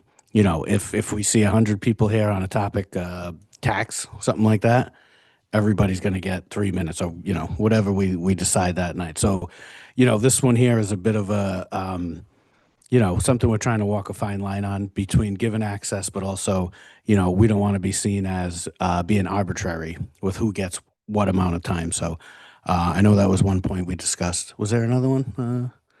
The other point is again, the inconsistency of the definition of quorum. You can't define Oh, a yeah. quorum differently in Yes, the rules than right. you do in the Thank you. charter. You can't Yeah, amend the yeah. charter by your rules, right? Right. The only people that can amend the charter is when it goes on a ballot. So that second sentence of the, it's under section 2, paragraph 1, 2, 3. The last sentence would have only 5 members of the council are seated. A quorum is any 3. Again, without getting into the conflict with state law, just focusing on the conflict with your charter, you can't make a council rule, right? The priority is, right, the Constitution of the United States, right? The Rhode Island Constitution, the town charter, your town ordinances, and your rules are the lowest, and the bottom can never be consistent with anything above it. Is this correct then, the way it's No, written? That's Okay, what- so, that last sentence so has we to have come out. we have to amend that too. You have to take that last sentence out for now. That's my advice. I know, just so that, Either. because it's inconsistent with your charter.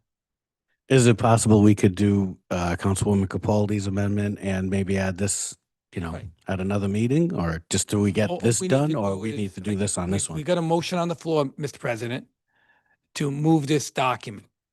Now you can make, while this main motion is pending, this document was presented with these changes in it.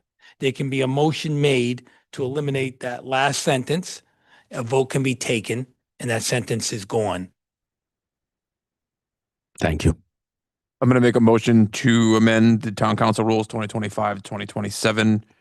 Remove the last sentence referencing a quorum under section 2, officers of the town council, presiding officer, duties and authority. We're removing the sentence, a quorum is any 4 members of the town council if 7 members of the council are seated. If only 5 members of the council are seated, a quorum is any 3.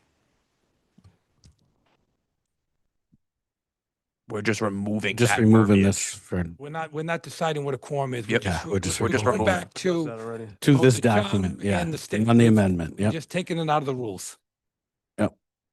We have a first, I have a second. motion on the amendment. We have a second on the amendment. Any discussion on that? No. All right. So on the amendment, all those in favor of removing that sentence? Right, anyone opposed? Okay, the ayes have it. The amendment has removed that language. We are now back on The main. the body, main And I would body. take Councilman Capaldi's two changes one at a time.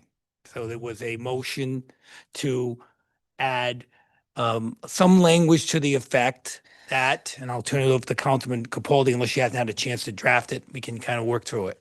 You want to work through it now? Oh, I you don't- thought I was gonna work through it and then get it to the Okay. team. All right, Okay, let's do that. that's gonna. Yeah, put we don't need to another- waste people's time. do it But we'll at least, Still- we'll have the rest of these all done at least. So there's 2 points if we want to put those points down. Is that what you want to do? So, if you don't have the language now, then we'll move the body now, Okay, and then we'll put your two amendments on at the next meeting. okay. And And I will have that it. satisfies both Councilman Hu's concern to move this item forward and address your concern to add two more items that were not presented until Perfect. tonight. Thank you. Right, sounds good. We are now back on the main body of the rules. We will entertain a motion to move as amended. Oh, Councilman Pasqua. I want to make a comment on council rules as a whole. I know we're very focused on getting these things in there, and I agree with everything you guys are saying. It's spot on. But I think I just want to point out, what is the penalty for not following the rules? Is it just basically an agreement, a gentleman's agreement that we're, a gentleperson's agreement that we're doing this, to be accurate? Council rules, right? Theoretically, depends on what they are, right? To the extent that the rules apply to your meeting here, Mhm. or at anything, they can always be amended at any time by a motion of the council. Yeah. So that's number one. You can always move to suspend the rules Yep. and do something. So to the extent that they start to apply to things outside of this meeting, it gets a little, it obviously somebody could, bring it up at a meeting, and you could have some sort of, I guess my question though is like, there's usually no penalty. Right. There's no such thing as a penalty, a fine. It's more like a public sanction. If that we all voted to do something, you didn't follow it, that would theoretically put that council person at risk. I would think of losing their support of their members if they want to choose leadership or otherwise in the Okay. future. It's that kind of thing. I got you. It's just basically a blueprint for how we all agree to Mm. act and the kind of decorum we choose to have. And also, we- to the extent that the public wants to follow the rules and there's information that's associated with transparency, the public will also know that. Yep. They'll kind of know they expect to have a reasonable time and not like you just explained. Yeah, and don't get me wrong, I'm not suggesting, we don't follow the rules or anything like that. I just, we're very focused on it's taking up a lot of time. And I just want people to understand, like, this is a guideline on how we should operate, and that's what it is. And I would just add, Part of it is just the, add generally speaking, and I don't want to get too far afield, but the general rule, council rules are really focused on how they run meetings and form leadership. It's not really about all the nitty gritty of government, right? That's not what it's about. And that's where people tend to, you can get too I deep. think the major thrust of this back then, when we first started drafting these, was to make sure agenda items couldn't get blocked. And, as far as to your point about how much strength they have, they were strong enough to block agenda items. So I think that was the original thrust, was Point. to now be on the same page with that at least. And then obviously other changes were made too. Councilman Hull. You said it. They were strong enough to, to stop my original mission, so they have some weight. All right, any further discussion? All right. We have a first, a second. We've discussed, all those in favor. I Aye. Aye. Opposed? All right. They are done for now. We'll see you at the next meeting on these. We'll reopen them again. But thank you all for that. This is important. I mean, we got to agree on how we're doing it. So thank you all for the discussion. All right. Cruising right along. Really humming tonight. Section 6, we've got a couple of new matters. I would say, I'll go to solicitor on these. Council, at the last meeting, we discussed these items, as you recall. They were discussed in executive session, and they were going to be presented. There was also an open session item for 2 votes to be taken, but we had the issue of the quorum without reliving that issue. So we're back on today's agenda. The first one is relatively simple. This is a pending lawsuit.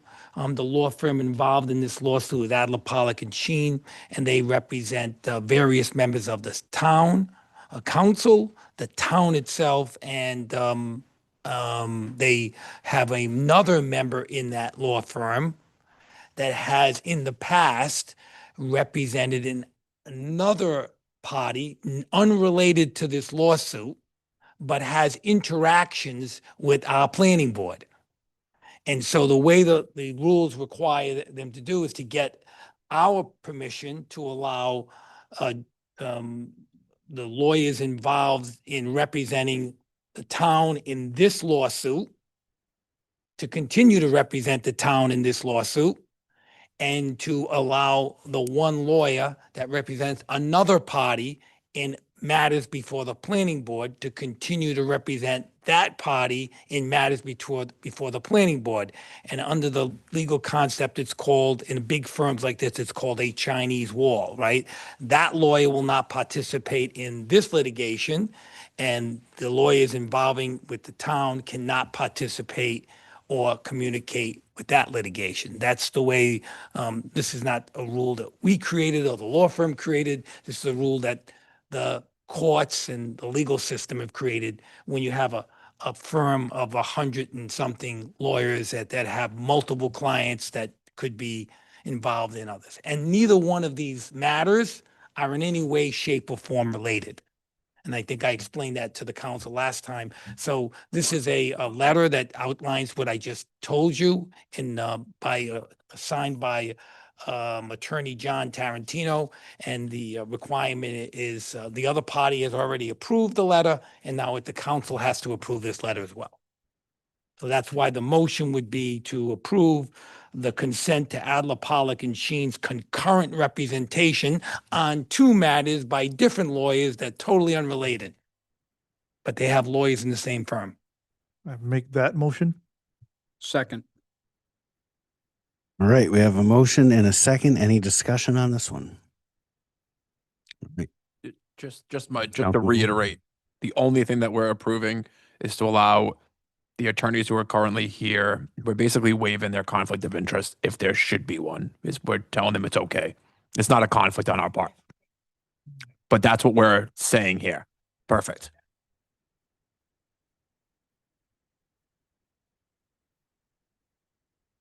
Ensuring that a conflict does not exist, Councilman. All right, all those in favor? Aye. Aye. Any opposed? Ayes have it. The motion passes. We have another one here that we heard about in executive session last week. Mr. Solicitor? Yes, I'll try to, again, you're all very familiar with the Center of New England receivership litigation, and I have become equally familiar in a short period of time. In this particular matter, I have had consultation, and you've had a presentation by the receiver himself indicating that he has been through a lot of effort and litigation in order to get Center of New England receivership in a position to live up to all the obligations that the town had expected, which ultimately includes building roads and all the infrastructure that the town expects, the council has expected and agreed to in previous consent agreements. In that consent agreement, one of the things that we had previously done, or the council had previously done, is allowed a suspension of certain real estate taxes. They were suspended while the receivership was going on. Well, now the receivership is selling a portion of a very large piece of land. In this particular case, it's a small portion, it's 3.5 acres. And when they're selling that 3.5 acres, he's asking that we allocate only the taxes associated with that 3.5 acres to be paid with that transaction, instead of the taxes that are all suspended on the entire parcels, which I don't know how big, but it's obviously a lot more than 3.5 acres in the center of New England. You probably all know how many more acres than I would, but I'm sure it's upwards of 400 acres. So this is about 3.5 acres that are being sold in order to, to one particular abutting landowner. And that landowner is going to buy it, but the tax collector needs permission to allow that transaction to go forward, and so does the receiver, with the payment of the taxes that are allocated only due to that 3.5, because it's being subdivided off. In other words, it's not a single freestanding lot. It's part of a bigger lot that's 20 acres, and he's carving out 3.5 acres, and he's selling just that to an abutter. And so we have to approve an allocation tax payment that says, okay, get the taxes that allocate to that 3.5 acres and pay us, and that can be transferred free and clear with the subdivision. Because right now, the subdivision is stuck in planning. Planning will not sign the subdivision. I guess I should have been clearer about this, and maybe I should go back a step. A subdivision process is by which you apply to the planning department, and the planner signs a document allowing you to carve out a piece of property. One of the conditions of that is that all taxes are paid. Because the whole thing's in receivership, they're saying instead of pay all the taxes, we just want to pay the 3.5 acres now. Doesn't mean the others aren't going to be paid, just the 3.5 now, because that needs to be sold today. So that, I don't know if I made that clearest thing in a different way, but if I hopefully did. I believe we need a motion first and a second, and then we can discuss it. Yeah. That's the way we need to go about it. So I'll take a motion on this first. Make a motion to approve, hold on, let me Property tax allocation agreement.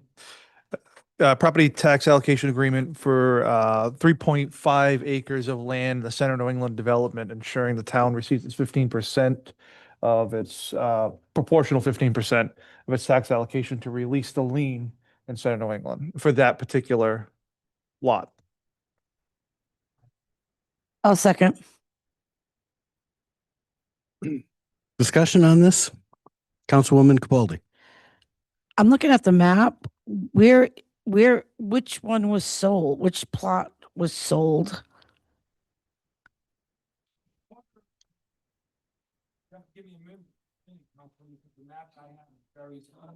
You could just verbally, I will try to, if you just give me a moment. I believe it's The identified. one that's circled. how do you know it's the one that's circled? Isn't that it? Bottom right-hand corner. So when we're talking about do you know the area? I do not know the area, but I do know are you talking to me? Yeah. I do not know the area, but I do know the parcel. I just says this map is very small and What The one? entire parcel here. See this blue outline? This is all of AP. AP 5 lot 12 is in the center here. They're cutting off a very small portion of it. It's identified as parcel A, Councilwoman. If you see it, if you got the document, the map with the arrow pointing north, Yep.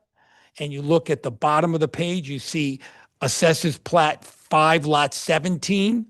You see that? I can't With read the that. building? Hold The on. very bottom of that Yep. page. That's the purchaser of parcel A, which is just above it and slightly to the right. That's Got it. 3.5 acres that's being sold to, looks like it's D'Ambria Coventry LLC. Is that what it says? I'm sorry, this is very small. So that particular entity is buying that 3.5 acres from the receiver. It's got nothing to do with us. We're just collecting taxes. Right. Just so we're clear on this. This has got to do with, I was just curious. yeah, that's what's Yeah, going on. where did? Did you have? Councilman Hu? No. Anyone else? All right. On the resolution. All those in favor? Aye. All those opposed? All right, the ayes have that. One passes. All right, next section up, we have public comment for undocketed items. We are on section 7 of the agenda, so anyone in the room like to come on up? State your name and address for the record. Hello, my name is Cheryl Kane, 185 Root Schoolhouse Road. Good evening, everyone. The reason why I'm here tonight is last week, the last council meeting I heard, the people from Helen Avenue complaining about the illegal customary home occupation.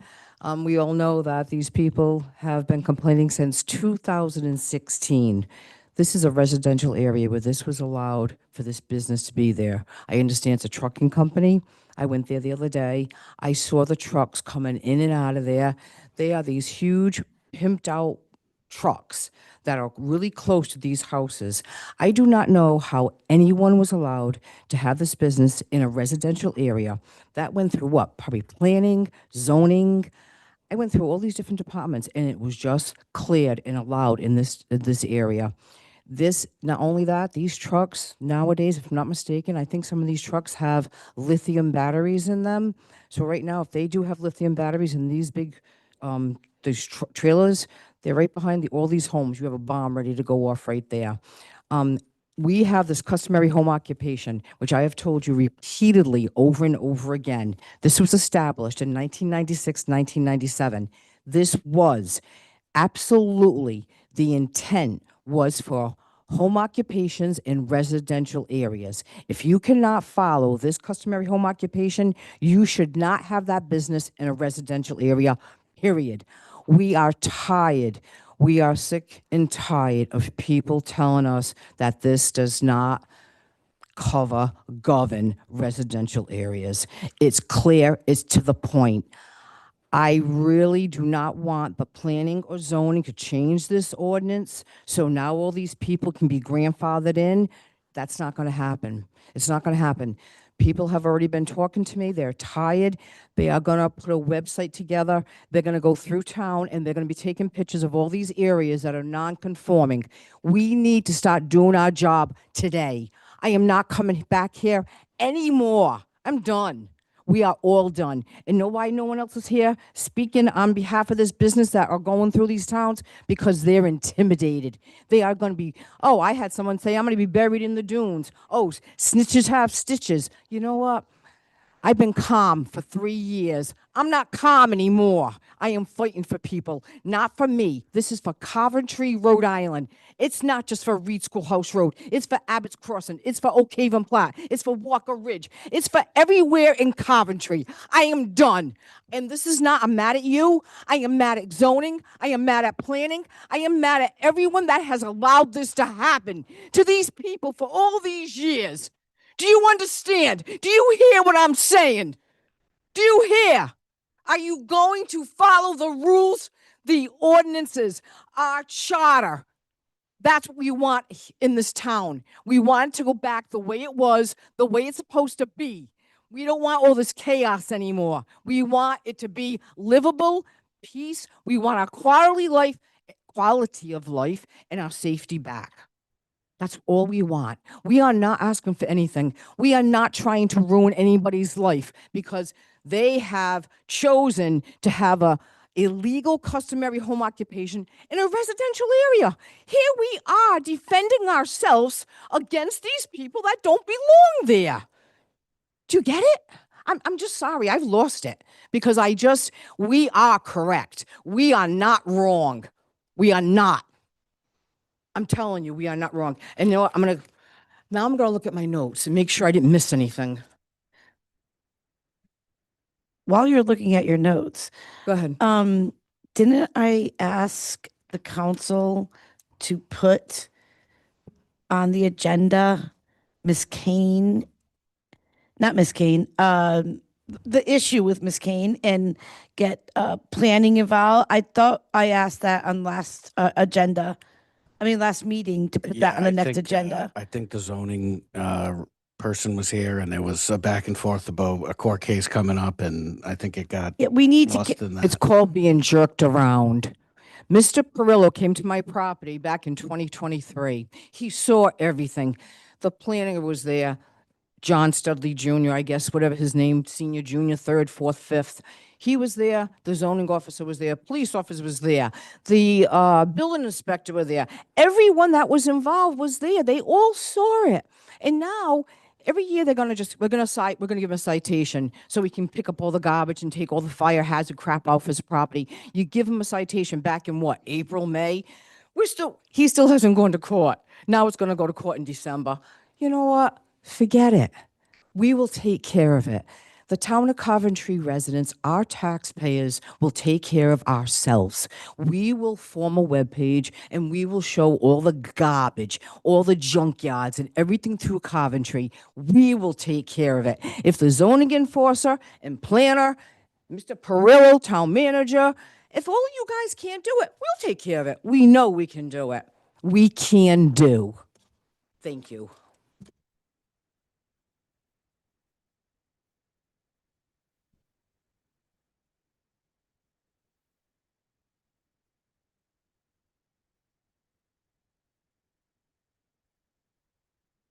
Good evening. Evening. Scott Guthrie, 31 Maplewood Drive. She can get madder than me sometimes. Good job, Cheryl. I had a bunch of things I wanted to bring up, but some other things came up tonight. Apparently, we need a fire marshal in this town because you can't open a business anywhere. All right. One of my best friends was a fire marshal in this town. Passed away last month. Central Coventry has one fire marshal. I don't know if he's allowed to inspect things out of his district. I don't know if Anthony has a fire marshal. Pretty sure they don't. They all have them, but they're all part-time, Scott. They're all part-time. And they Oh. can't go jurisdiction because the states licensed them for their fire Yeah, district. I understand. And working part-time. So it and just fire means marshal- that the municipal fire department thing needs to get rolling here so that we can have, the proper inspection of these buildings. You're holding people's licenses up. Yeah. Last week, there were only 3 council people here and they continued all of this stuff to this week. So they had to wait another week. And some of them are still going to wait longer because it's conditional on, But they have their license. It's conditional until the fire inspection gets completed. They have their license. so what you're saying is that they're able to operate Correct. even though the fire inspector hasn't inspected their building yet. Correct. I'm not so sure that that's the safest route to take. That's why you have fire marshals. That was the first thing that came to mind. We talked about legal services being provided for the entire council. All right. I was pretty sure that all of those lawyers and all of those firms were proposed by the former solicitor. I don't know. I mean, there's some former council people that have legal counsel. Now, you brought up something where there's a conflict with someone from Adler, Pollock and Sham, whichever one it is. All right. If there's a conflict, let me finish. Then that person is eliminated. Not the lawyer. The firm is eliminated because now you have information that can be shared on both sides. And I know, the 1.6 and all of this, but I also read 1.7 of the rules of conduct and 1.8. I read all of them. And it's mind-boggling. But we talked about the former solicitor, having the property that belongs in the town of Coventry. And how do you get it back? I brought it up a couple of weeks ago. You go and you have him arrested because he illegally took documents out of this building. They belong here in that vault. I cited the law. Okay. 3814. You can write that down, Mr. Badecchio. We're not in use. The records and documents shall be kept in the fireproof rooms, vaults, or safes provided for them. Whoever unlawfully keeps in his or her possession any public record or unlawfully removes the record from the room in which it is usually kept, or alters, defaces, mutilates, or destroys any public record or violates any provision of this section shall, for each offense, be punished by a fine of not more than $20, no more than $500. Arrest the guy. He broke the law. I'm reading you the law. He took something that belongs in this building without your permission. And then, along with that, he said, you have to come to my building. And you can't take a camera, and you can't bring a phone, and you can't bring a tape recorder, and you can't bring a pencil or a pen. Tell me how right that is. Arrest the man. I said it at the last, maybe 2 meetings ago. We should have the police chief contact the state police. They have a division in their detective division that deals with financial crimes, all right, and political corruption. And if there is one name that fits those 2 words, it's Stephen Angel. So I was watching a meeting the other night of the RDA, and who's there? Stephen Angel.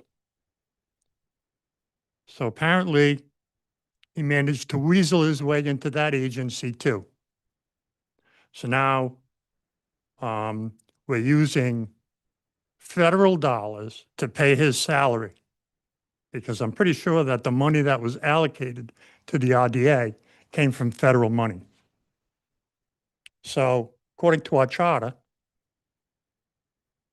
it shall be the duty of the Director of Planning and Development to advise the town council through the town manager concerning any matter affecting the physical development of the town, to formulate and recommend revisions or modifications of any comprehensive, industrial, or recreational program and budget, and to provide the necessary staff assistance for the Planning Commission, the Zoning Board of Review, and Parks and Recreation Commission, the Industrial Development Commission, Code Review Committee, and any other board, commission, or agency which the town may establish and place under the jurisdiction of the Department of Planning and Development.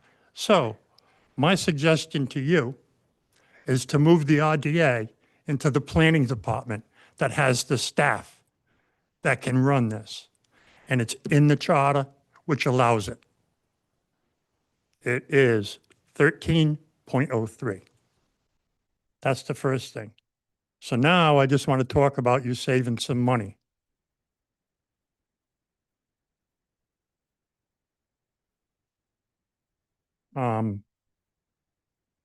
And the voters voted on a question that was illegally put before them that says that the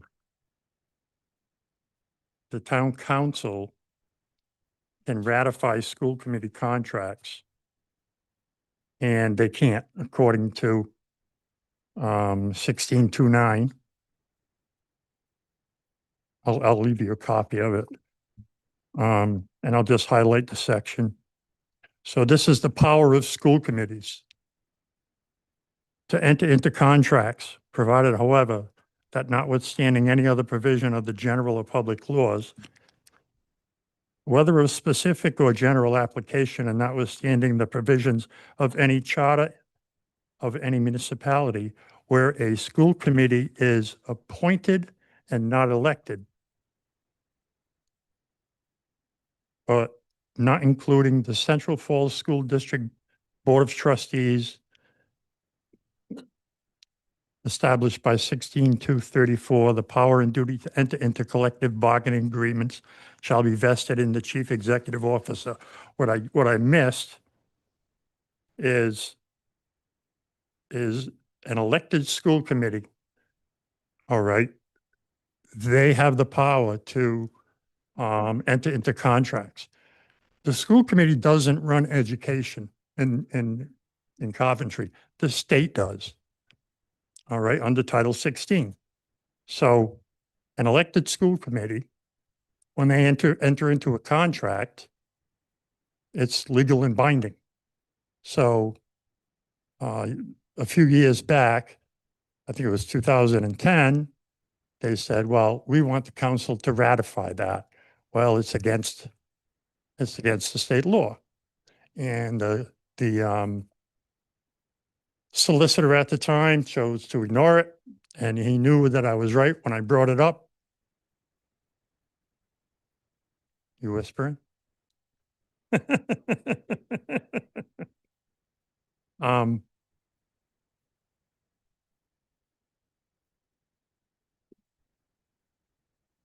so in order to save you money, the other part of this is when it comes to schools is school committees serve 4-year terms according to state law.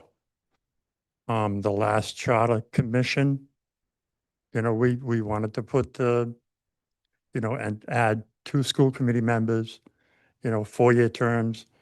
Somehow they just turned everything into 2-year terms.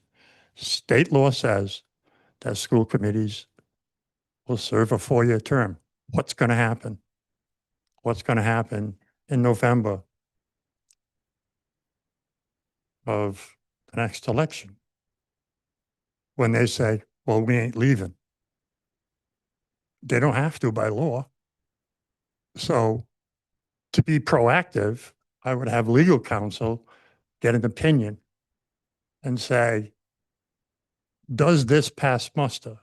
This question that was put on the ballot, ignored by the previous solicitor because all he wants to do is make money because he figured he was going to be hanging around, but he was out the door after the council changed.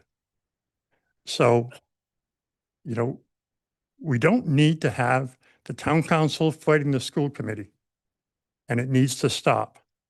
And then one other thing that I wanted to bring to your attention was your powers.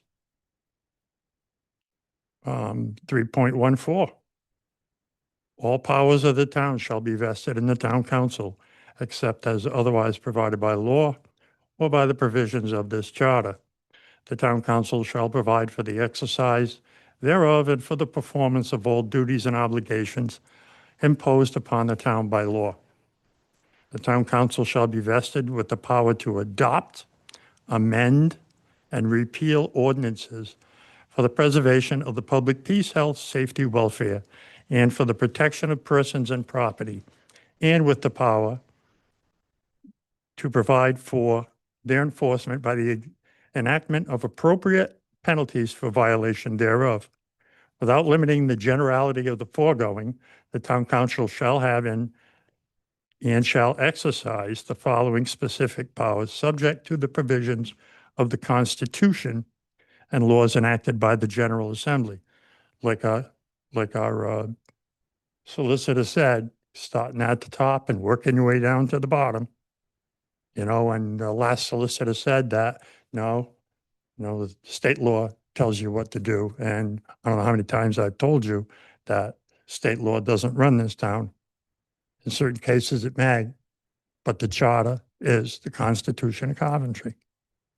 So it goes on and talks about, the zoning, building code, sanitation code, this, that, and the other thing, all of the different things that you can do. And then we get to the beef of it. The town council may make investigations into any affairs of the town and the conduct of any town department, office, or agency. Agency underlined.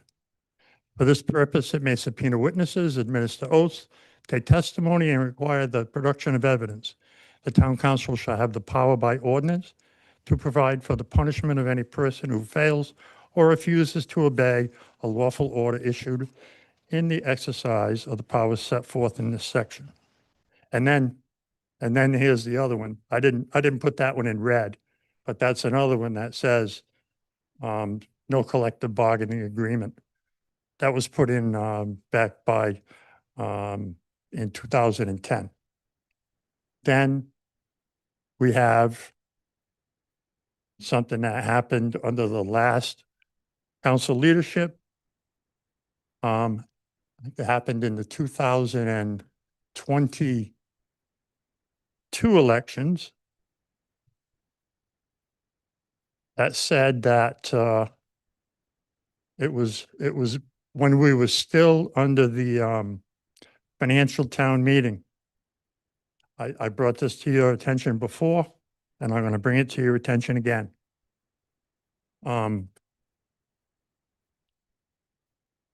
it comes to adoption of a charter, okay, anything that gets changed in the charter is subject to 1520, which is this one, which basically and historically has been any charter change shall go through a charter commission. And under the Constitution, Article 13, Section 8, you know, it talks about charters. It was the 1951 law. It says this is how you're going to, if you're going to have it, you have to do it this way. And this town historically has had a charter review all the time. Has it been abused? Yes. When we last sat and on our charter review in 2022, we knew that the parameters that we had to stay within. And according to the Constitution, if you have a financial town meeting, that's how your business is done. So it does say in here, in amendments and charters, that the legislative body of any city or town may propose amendments to a charter, which amendments shall be submitted for approval in the same manner as provided in this article for the adoption of a charter, which is Section 7. And I think I told you guys the last time, just look up, and it says that's how you adopt a charter.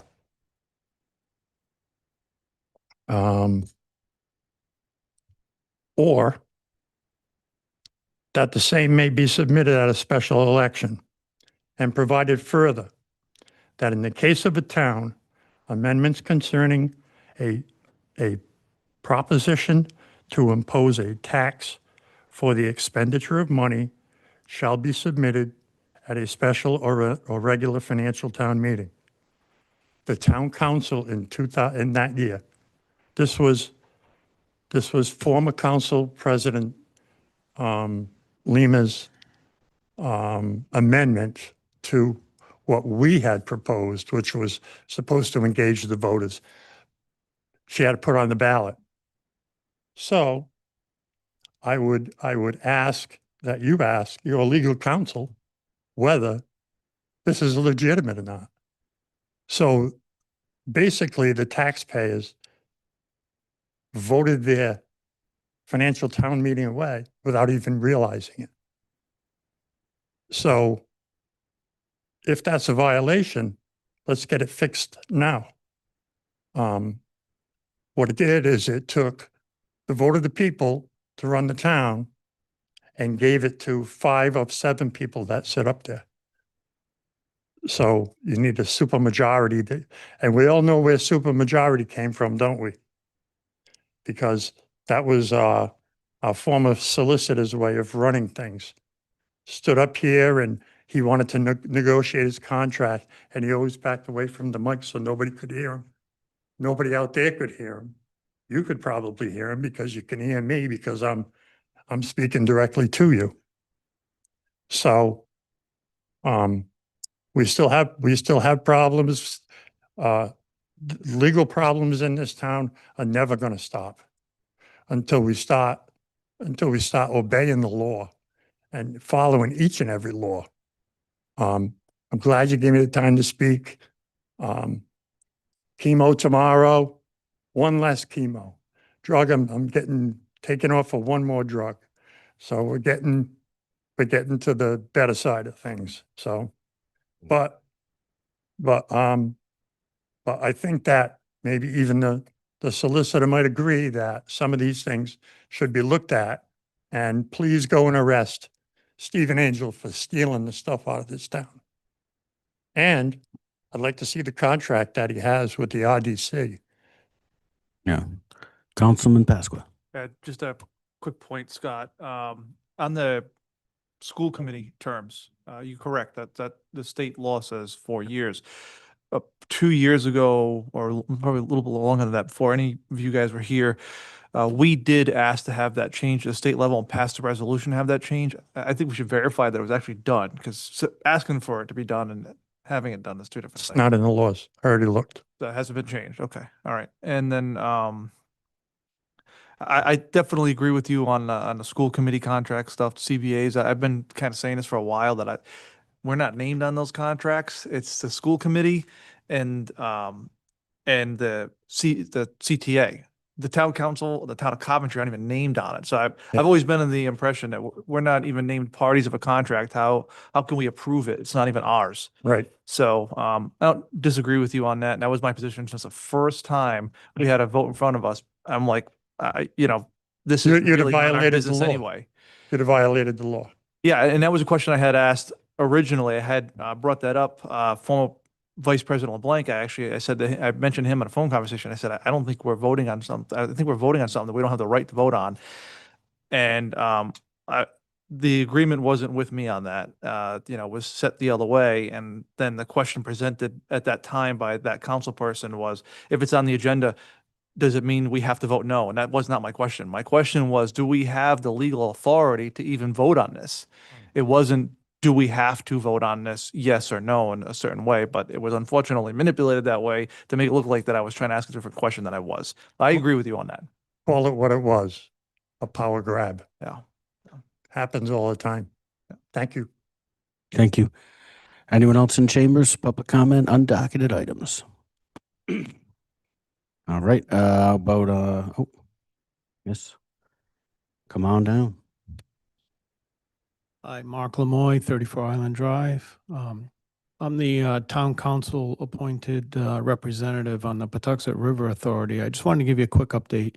We had our third annual 5K road race in town on Saturday. It was a huge success.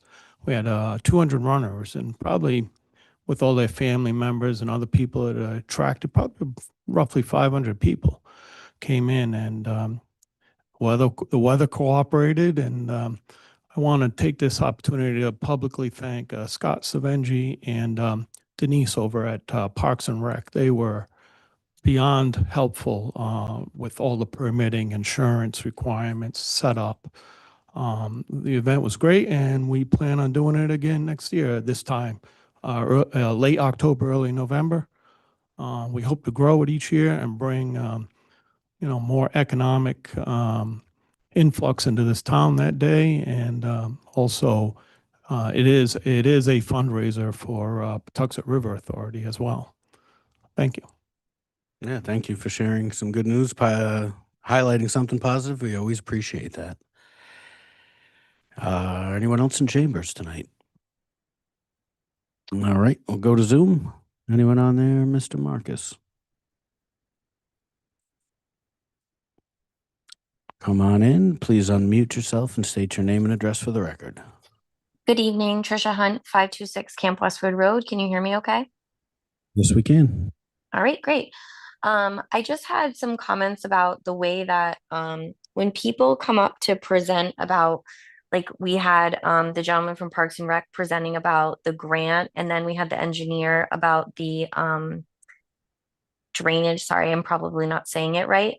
But I think as a person who's trying to participate with my focus on our budget, it would be great if we could identify if the money they're asking for is in addition to the money that they planned to use in their budget for this year, or if it's just that they, in our budget for this year, we asked for $30,000. I'm asking for 17,000 of it to be used for X, Y, or Z. Or even, I was wondering for the impact fees for the potential 40,000 that the town would use.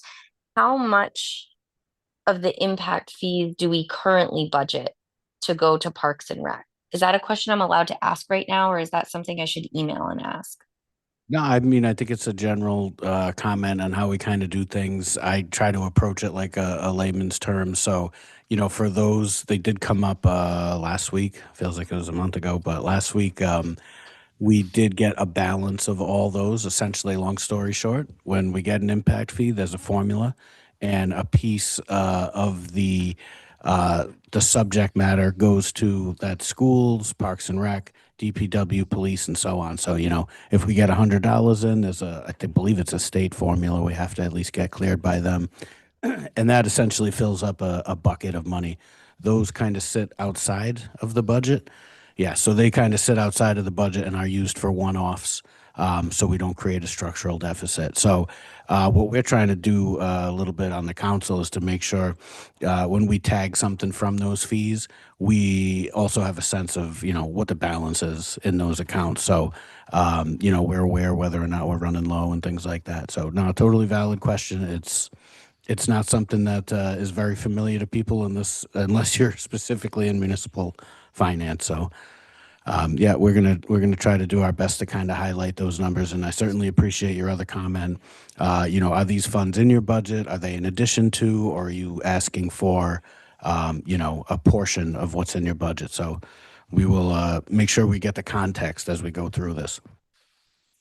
Okay, great. So for Parks and Rec, are we typically like in this year, our impact fees, is it like $60,000 that goes to Park and Rec? Is it 80,000? Like if we're saying we're okay with spending 40,000 next year or potentially 40,000 on that play structure, which by the way, I have kids right in that age range. I hope that we get it. Is 40,000 on the town end a reasonable amount? That's exactly what we were going through tonight. Should we get the grant, then we'd need to put up that local match. The impact fees don't come in on any kind of real schedule. It's based on the actual development. So, there's no real way to predict it. It's kind of a running balance, almost like a savings account. So, we want to make sure there's at least a few $100,000 in there, I'm assuming, before we would take a chunk like 40 to potentially put it towards, a bigger expenditure. But that's something we would dig into more should we win the grant. Maybe there's another way to do that, if that comes up in front of us. But that's why I kind of asked the question too. I wasn't sure if we budget local match and operating budgets, but it's kind of a outside of an operating budget line item. Okay, and is that 17,000 that the engineer was looking for, is that out of his current operational budget, or does that come in addition to? Capital revolving, that's coming out of. Thank you, Dan. If you didn't hear, capital revolving fund. So another set aside account. Again, we try to use the one-time sources for one-time uses. So Okay. Yep. Okay, all right, awesome. Thank you very much. Always appreciate the budget talks. That was pretty good for. Thank you. All right. Anyone else on Zoom? Don't see anyone else. Good to go. All right.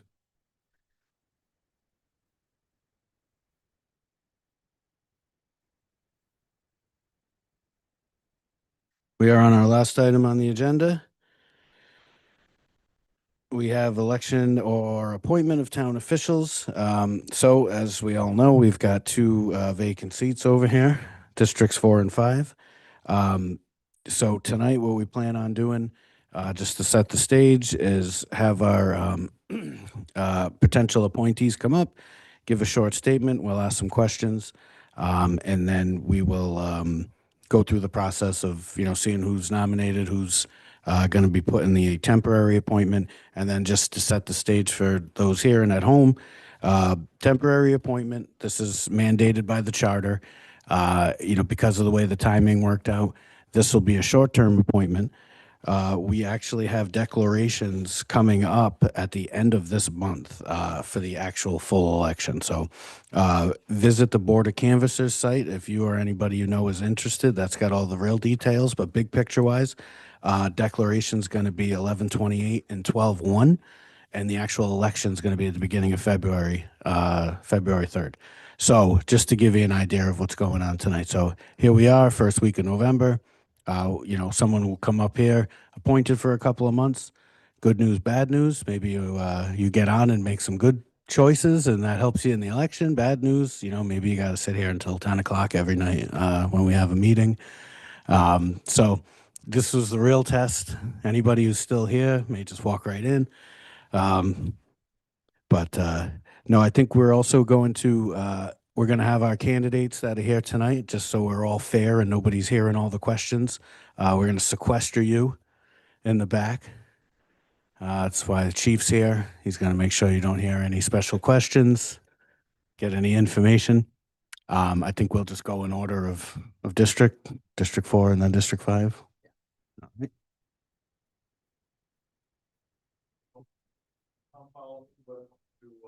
Conference room, and then the council's going to, well, you guys didn't want to get to see what's behind that door. It was always mysterious. What's behind there? Get a coffee.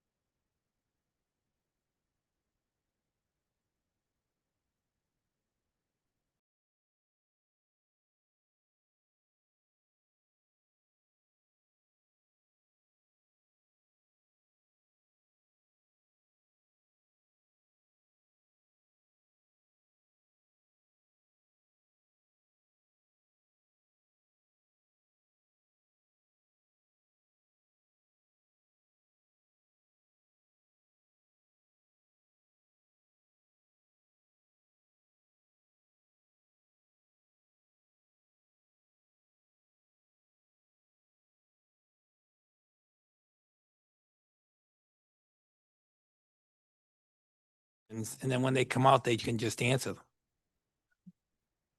No? You wouldn't want to?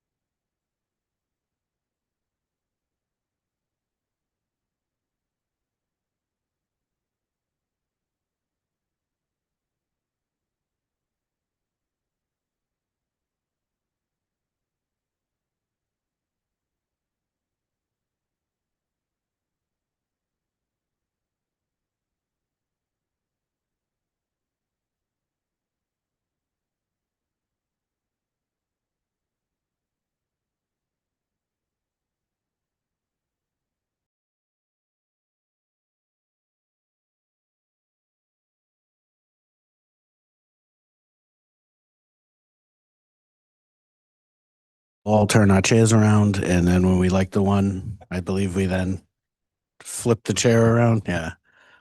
Yeah.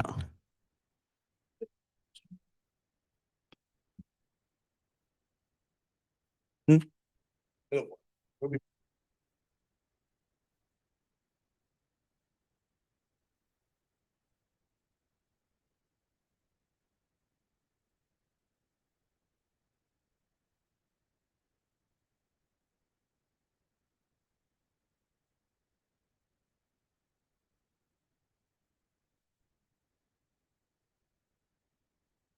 Good evening. We're going to have everybody just kind of state your name, give us a, real quick kind of snapshot of who you are, why you're here, and then we'll ask a few questions. This is tall enough if you can hear me. Yeah, please. Nathan Dowen, 9 Minglewood Drive, District 4. Here asking for the appointment here for my district seat. A little bit about me. I'm a career attorney, not licensed in Rhode Island, so I will not be providing legal advice, but asking questions is what I do for a living. Some good, some bad, but fixing problems is really what I'm looking for. And it sounds like there's a lot of problems here. Been asking people for the 4 years that I've been here to solve problems, haven't gotten a lot of traction. And I think that my skill set would really lend itself to digging in and solving some problems for the town. All right. Thank you very much. Appreciate that. Vice President Brown. Nathan, thanks you for stepping up and wanting to be appointed. We appreciate that. Do you plan to run for the position when the special election comes up in February? Yes, I've already filled out my paperwork. It's ready to be signed. Okay, thank you.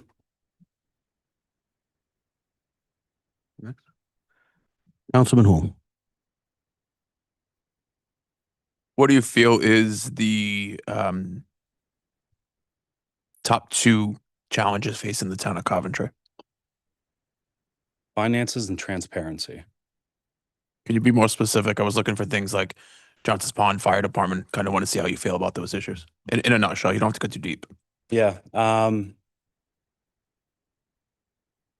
not sure how I feel about all those issues. I think transparency is a big roadblock for me. I've been hearing and seeing things. I've been reading the public comments, but I think this barrier here prevents a lot of actual information. And for me, I need to digest some information before I can formulate a plan for it. From a legal perspective, it's very intriguing to me to take something by eminent domain. So I see that piece and I really want to dig into that and find out what that means. Generally, I'm not for taking something that doesn't benefit the public. So if that isn't how that's going to happen, then that's where I would stand.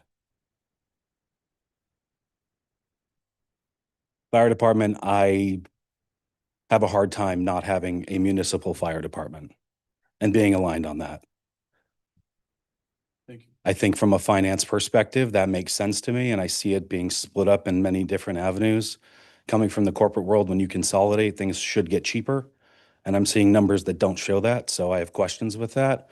But if the numbers make sense, which they should, then a municipal fire department is where we should go. Councilwoman Capaldi.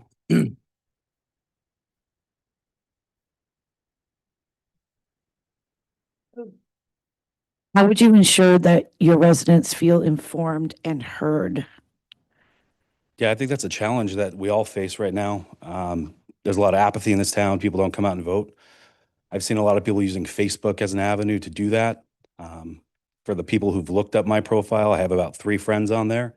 I'm not on Facebook. It's not my platform of choice, but if I was to take this role, then I would do that as a way to reach out. But I think at the end of the day, meeting people, walking and making connections is the best way. So I'll be putting myself out there at places and having conversations with constituents. My name, number, call me if you have a problem. Let's talk.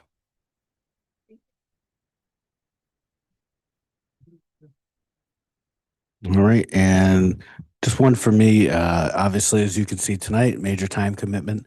How's that going to fit in with, your lifestyle and what you've got going on? Pretty busy, but I'm here, and the running for the election, it's a 12-month commitment. Like you said, maybe I'll get scared off and that'll be it and it'll be done, but I can do anything for 12 months. So That's it for me. Anybody else? All right. I think you can go in the gallery now. You don't have to be sequestered anymore. Yeah. You may return. Please bring the next contestant forward.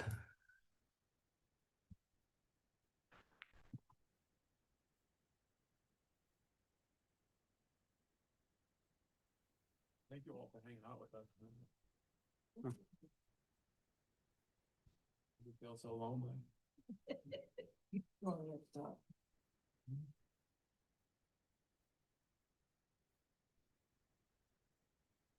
At the annex. Need to make sure I didn't hear anything. The number 2 is out, that's not the traffic.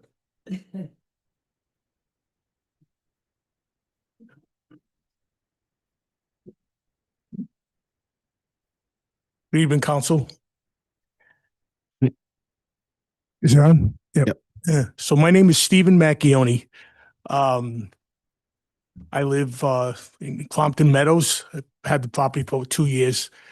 My previous experience, I was on the Johnston Town Council from 2000 to 2008. I was the vice president of the council. I was chair of economic development and chair of licensing. When I arrived on the council, we had approximately an $18 million deficit. And over a period of 4 to 5 years, we whittled it down and became solvent. And our economic development changed.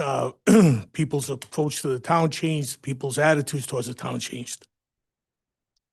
I spent a little over 40 years in the wholesale liquor industry, mostly up at Horizon Beverage up on Hopkins Hill Road.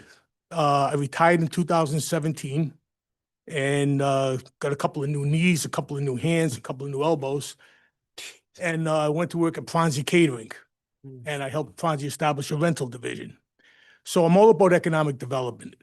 The way we started the rental division, I joined all the chambers, including the Central Rhode Island Chamber and some of the others down in South County, and just really worked my tail off. And today, Pronzi's doing about $12 million a year in rentals. Not all because of me, but I had an instrumental part in doing that. I'm really committed to being a team player. You know, for those of you who understand, when I played football, I was a center. When I played when I played baseball, I was a catcher. I never wore the white shoes, but I'm really a guy who digs his feet in the ground and just really works hard to maintain results. I have many, many connections in economic development. Currently, I'm working with Commerce to bring in some business for the World Cup that's coming in. My tie-in with the catering and the rentals, and I'm working with Stephen Pryor and his group, and we've already having some really good results. If elected and I sit on this council, it'll be my job to promote Coventry every single day. My plan is to retire at the end of the year. I'm semi-retired now. I'm working about 12 to 14 hours a week. But as I said, I really have developed some really good contacts. I understand, you know, even the basics as far as Robert's Rules of Order. I really understand the process when people come in and are applying for zone changes and, you know, the role of the planning board, the role of the zoning board. Certainly as close to an expert on liquor licenses as you can be after having spent over 40 years in that business. As I said, I bring a wealth of experience, and I really think I could sit here, I could be a mentor at times, and I could learn at times. And I think I could fit in. I think it's the right piece. In the last couple of years, observing the council, I definitely know where the problems were. And I must tell you that no matter how much you have to offer as a town and the resources that you have, people will never take you seriously until everyone's on the same page. We experienced it in Johnston. I came in with a gentleman named Bill Macera as our mayor back in 2000, and he was new blood compared to the old regime. And ironically, one of the people we knocked out was Stephen Angel, so I feel good about that.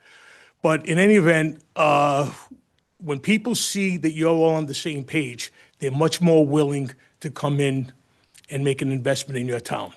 As I drive up and down Tire Road and some of these other roads, there is plenty of opportunity.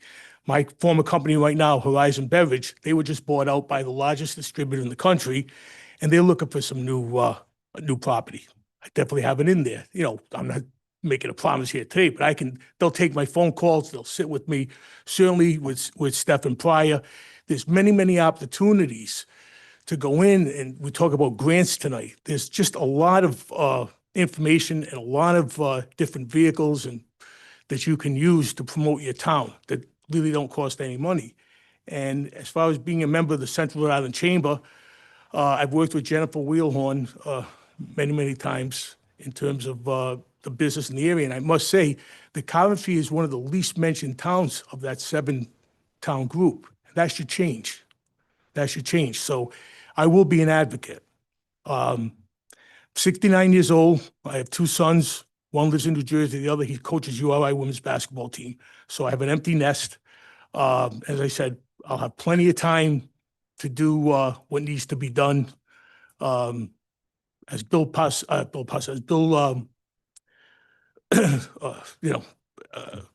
drawing a blank on the coach of the Patriots, Bill Belichick always said the best ability is availability, and I can make myself very available.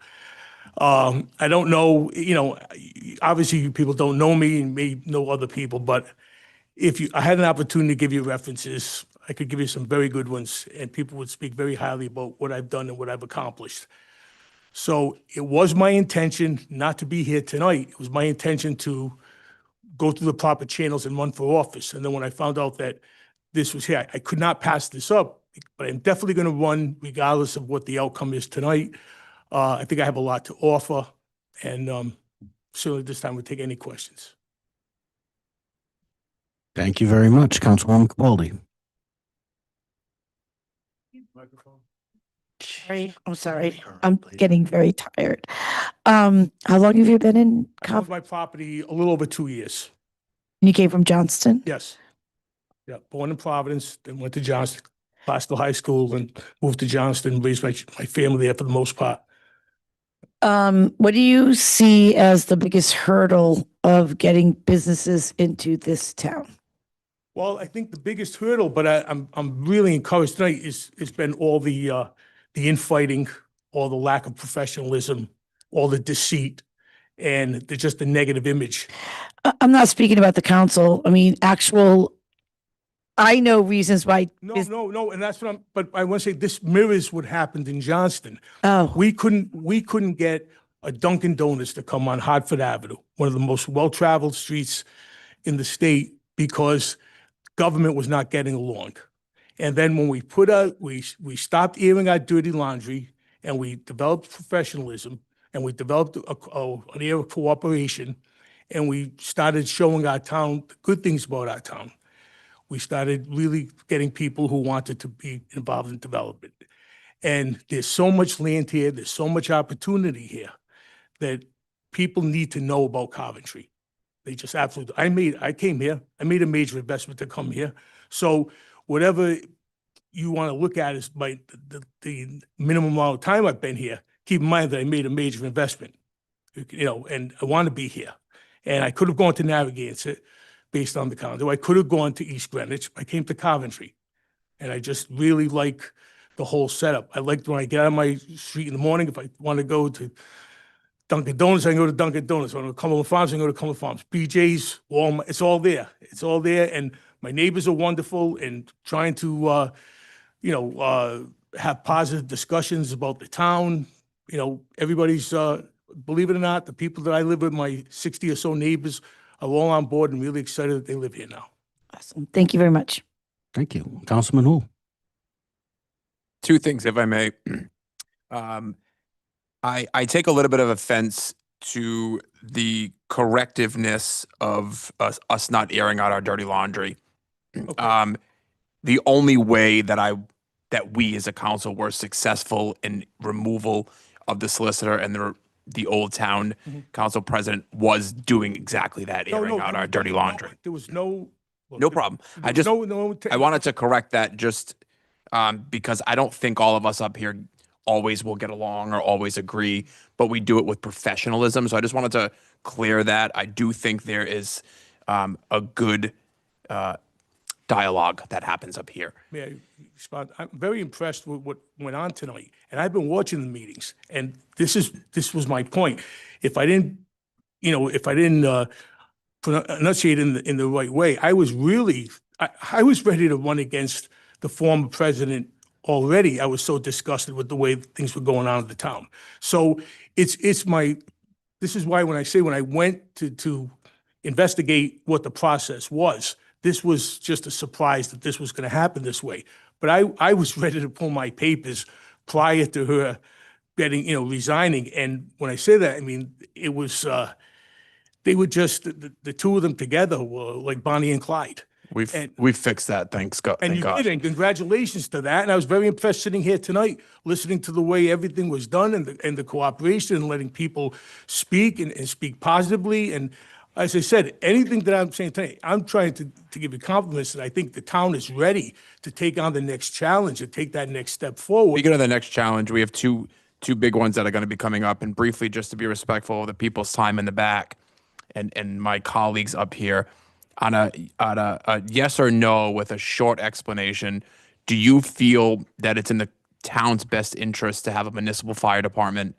Absolutely. While I was on the the town council in Johnston, I negotiated 2 contracts. I have a very, very strong professional relationship with Joseph Andrioli, who is the state head of the state labor firefighters. He'll be an integral part in this in terms of trying to get everything done. I totally understand the intricacies, the minimum manning, the budgets that are required. Look, everything comes down to one thing. Is it financially feasible? I couldn't give you that answer tonight, but on the surface, I think it's the way to go. And one of the negatives that we've always heard about Coventry from a distance is, oh, they got 5 fire departments or 6 fire departments. People just arbitrarily, no, I know that. I know this for. I'm just saying what people say. And I will tell you that I think it is it's admirable to try to do this. I think now is the time to do it and see if it can be done. And I would support that. Thank you. Good. Good. All right. Yeah, I had a couple you answered too, so thank you for that. Appreciate it. Thank you. Thank you very much.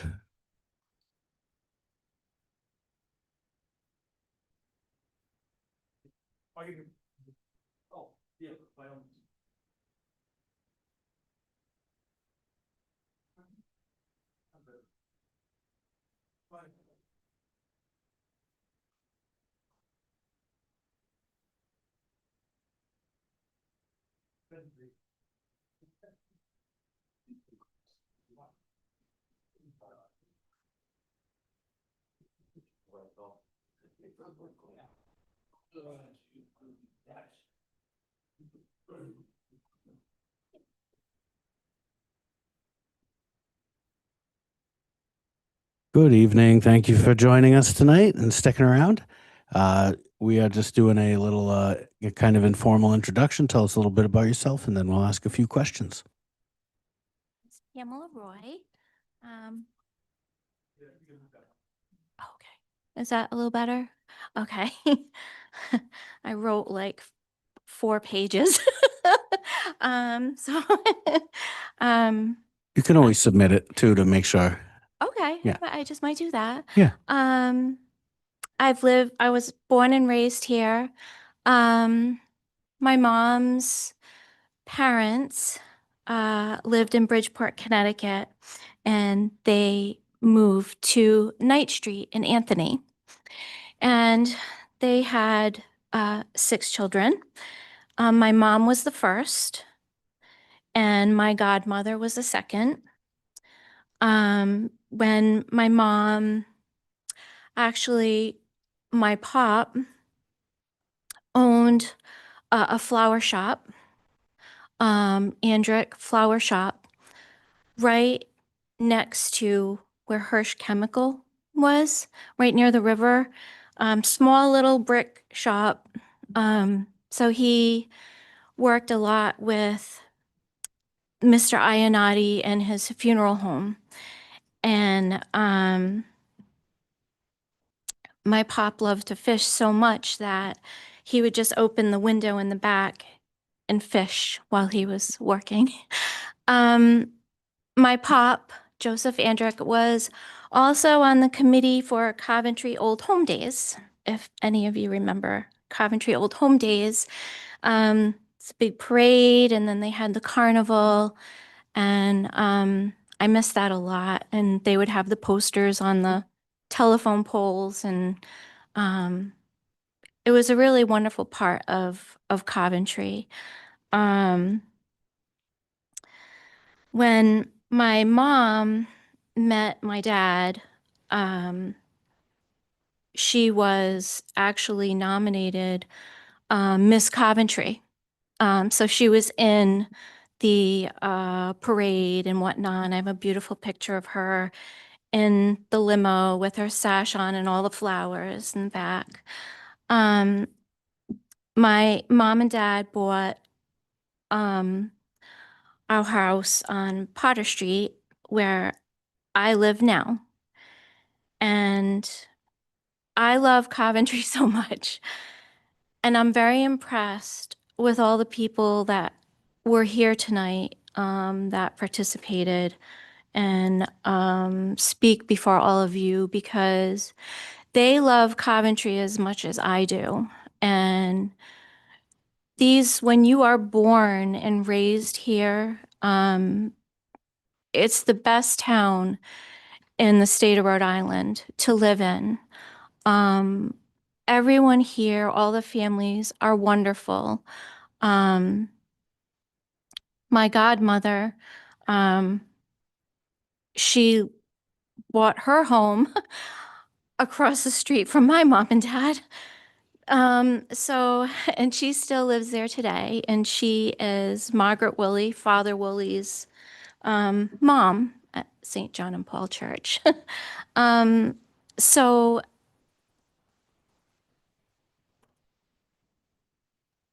as a mom in Coventry, I was also a scout leader for 4 years. My son is an Eagle Scout, and I'm so proud of him. We were in Pack 17 and in Pack 11. And it was the best. And he's 29 now, lives in Florida.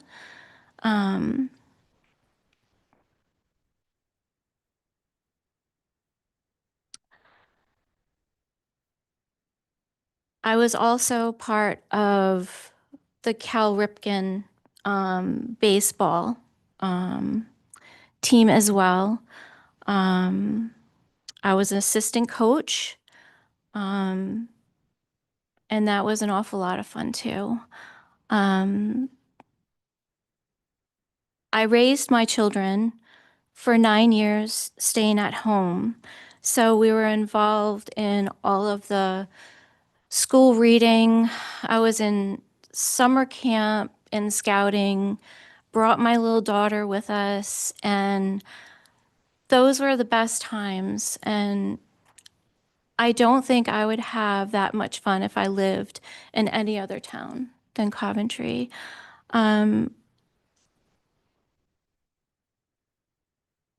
If I am not elected for the position, I know that you will select the best qualified person for my district. But I hope that you consider me. Thank you very much. Appreciate that. We've got a question. All right. Vice President Brown. Yeah. Pamela, thanks for coming in. We got something in common. My parents owned your house back in the 50s. Yeah, true story. Yeah, it's crazy, right? Before I was born on Coventry Drive. So, but my sister was born over there on 17 Potter Street. I don't know. I just thought it was kind of weird. I'm so happy. That's amazing. Yeah. Are you going to run for the seat if you get appointed tonight? You're going to run for the seat in the special election, or do you plan on just staying through for the appointment? I'm going to go all the way. Okay. Yes. All right. Thanks. I didn't want to make you cry. I've always wanted to know who lived there before Yeah. us. Unbelievable, right? Wow. It's not just us he makes cry. I had to look. Oh, Frank. I actually put in the address because I wanted to see what house it was, and I was right next to the cemetery. I was going to say, isn't that right near the actually cemetery? Take care of, right? You take care of that historic cemetery? Yeah. Yeah. Thank you. Thank you. Anyone, Councilwoman Capaldi? Hi, Pam. Hi. Nice to see you. Nice to see you too. You've been following I'm assuming social media and all the craziness that's been going on. What do you see as the biggest problems Coventry is facing right now as a town? I know you love this town, but what do you see as the big problems? The big problems. Well, the recent one just kind of threw me for a loop. And I think that's because before this happened, I never even thought of this. And when the position opened, I don't know, something just drove me and it was a whim. And ever since then that I sent my resume in, I said, I'm going all the way with this. Because something like my grandfather was a scoutmaster, that scouting spirit was in me. My dad, I'm a sailor's daughter. So there's, that certain blood that's in you. Something just woke me up and it made me a little nervous. And I said, I want to be a part of that team, this team. And I want to help. I want to give what I can give because I feel like I have a lot to give. And of course, I would be representing my district, but more importantly, I'm by your sides. And I love working together as a team. I learned that actually, believe it or not, through my scouting training. And I took that very seriously. When they say you're an Eagle Scout, there is a lot to be said about that. A lot. I don't know if I've answered your question, but Thank you, Pam. you're welcome. Thank You're welcome. Yes. All right. Thank you so much. We appreciate it. Thank you so much. Thank you.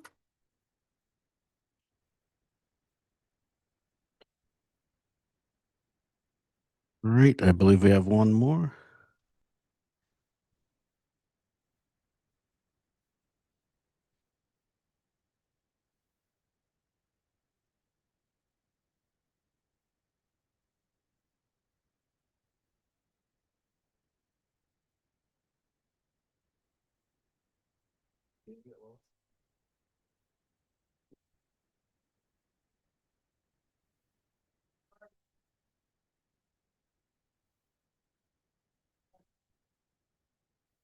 Hello.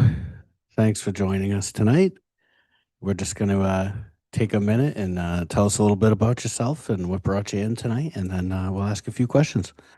My name is Mia Ayanati.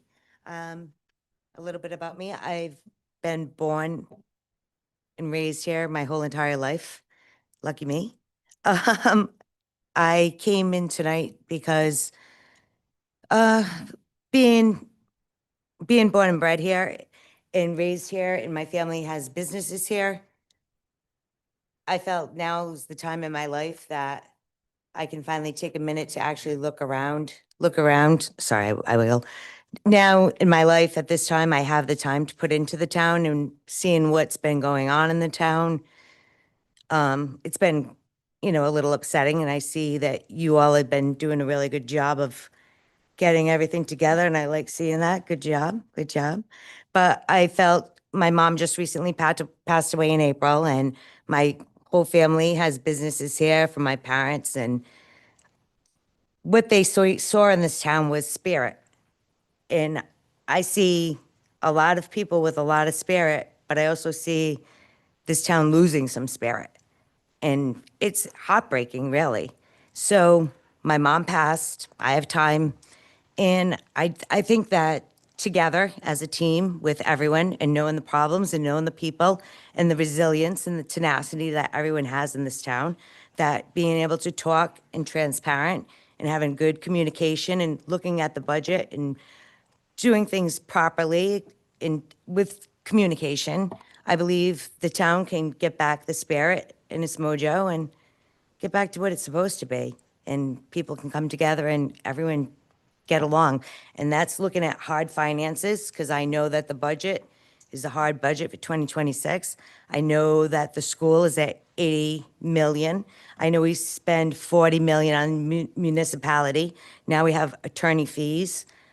I mean, I know the budget. I watched the budget and I see where we're at, and I know what's going on in our local community, just let alone where I live and in the Washington area.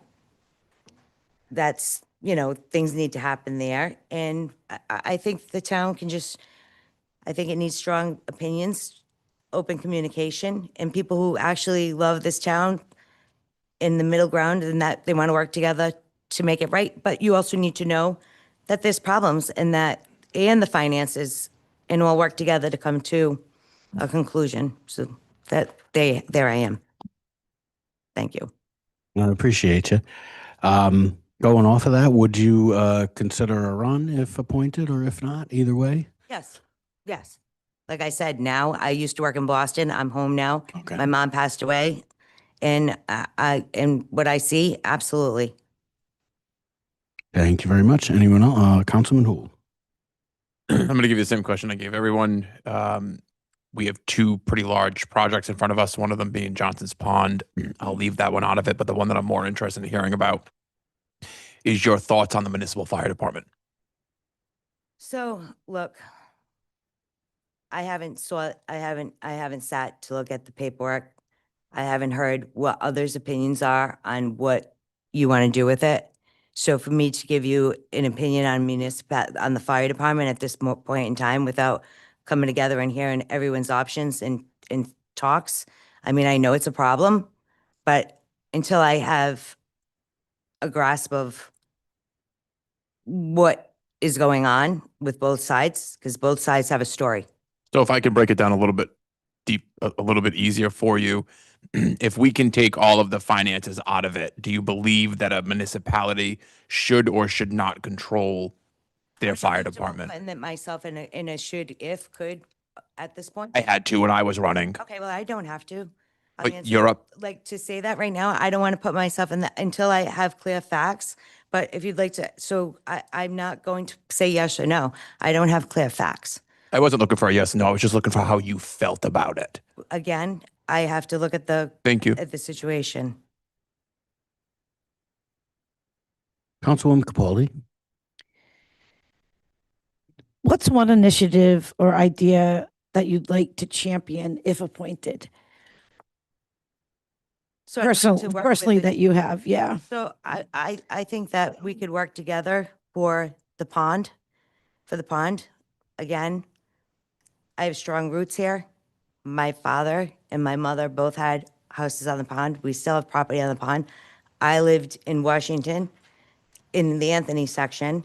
That was our summer house. And I think that the pond should be, well, open for everyone.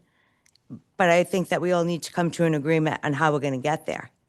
And I think having, again, open communication with everyone, instead of what personally I've been seeing with infighting between non-ponders and ponders, which I think was horrific. I've never seen that. And I think that the pond people everyone can come together. I think there is definitely an avenue out, and that is going to be an agreement for everyone. And I think the pond is a serious problem right now with division in this town, as is the fire department, as is. So I think coming together, I think transparency, I think everything needs to be transparent. I think everyone needs to speak. Everybody needs time to be transparent, open communication, respectfully of each other. And I think it could, I see a good team here. I see you guys working well together. And I think more of that. So Thank you. Thank you so much. you're welcome. Anyone else? All right. Thank you very much. Appreciate it. Thanks.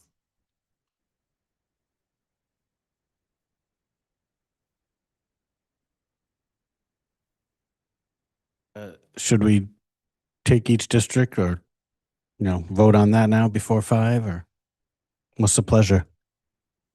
All right. All right. Pleasure of the council. We will see if there's any nominations. I'd like to make for a, District 4. Councilman Pasqua. I'll make a motion for a nomination for District 4. I nominate Stephen McConey for District 4 Town Council. We have a second. Second. We have a second. You want a third? Okay. All right. So this means he is in the running. I'd like to also make a nomination. Okay. I'd like to nominate Nathan Darwin to the District 4 Town Council seat. I'll second. Right. Any further nominations? All right. So hearing none, we have 2 up. Now, there's really no losers here tonight because both gentlemen will see each other one way or another in a couple of months. But we will pick an appointee for the time being. We have 2, so it's essentially a vote where each councilman or woman gives their pick. As simple as that. All right. Do we do a roll call? We'll do a roll call, Mr. President. All right. So we have 2 candidates, Mr. Macchione, Mr. Dowen. Clerk, if you could, please call the roll and we will make our choices. So the first roll call will be on Stephen Macchione. I think you would just call the council members' names and they'll announce who they're voting for. Okay. Obviously, there'll be one with 3. Right. All right. Councilmember Pasqua. Macchione. Councilmember Capaldi. Darwin. Councilmember Hul. Darwin. Vice President Brown. Macchione. President Verducci. Mr. Dowen. So 3 for Mr. Dowling and 2 for Mr. Mascione. Motion passes for Mr. Congratulations. Congratulations. Congratulations. I'd like to thank everybody. Is everyone still here? I want to thank everyone who came down and put their hat threw their hat in the ring. And for those who were not appointed tonight, like to see you here in the meetings and get involved with us. And then you're gonna run. We all know you're gonna run. So thank you all for coming down. Appreciate it. And congratulations, Mr. Dowen.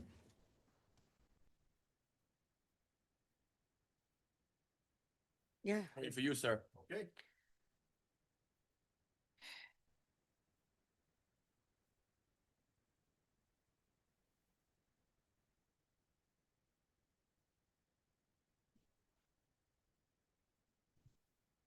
It was only until we mentioned He should have never mentioned the angel's name.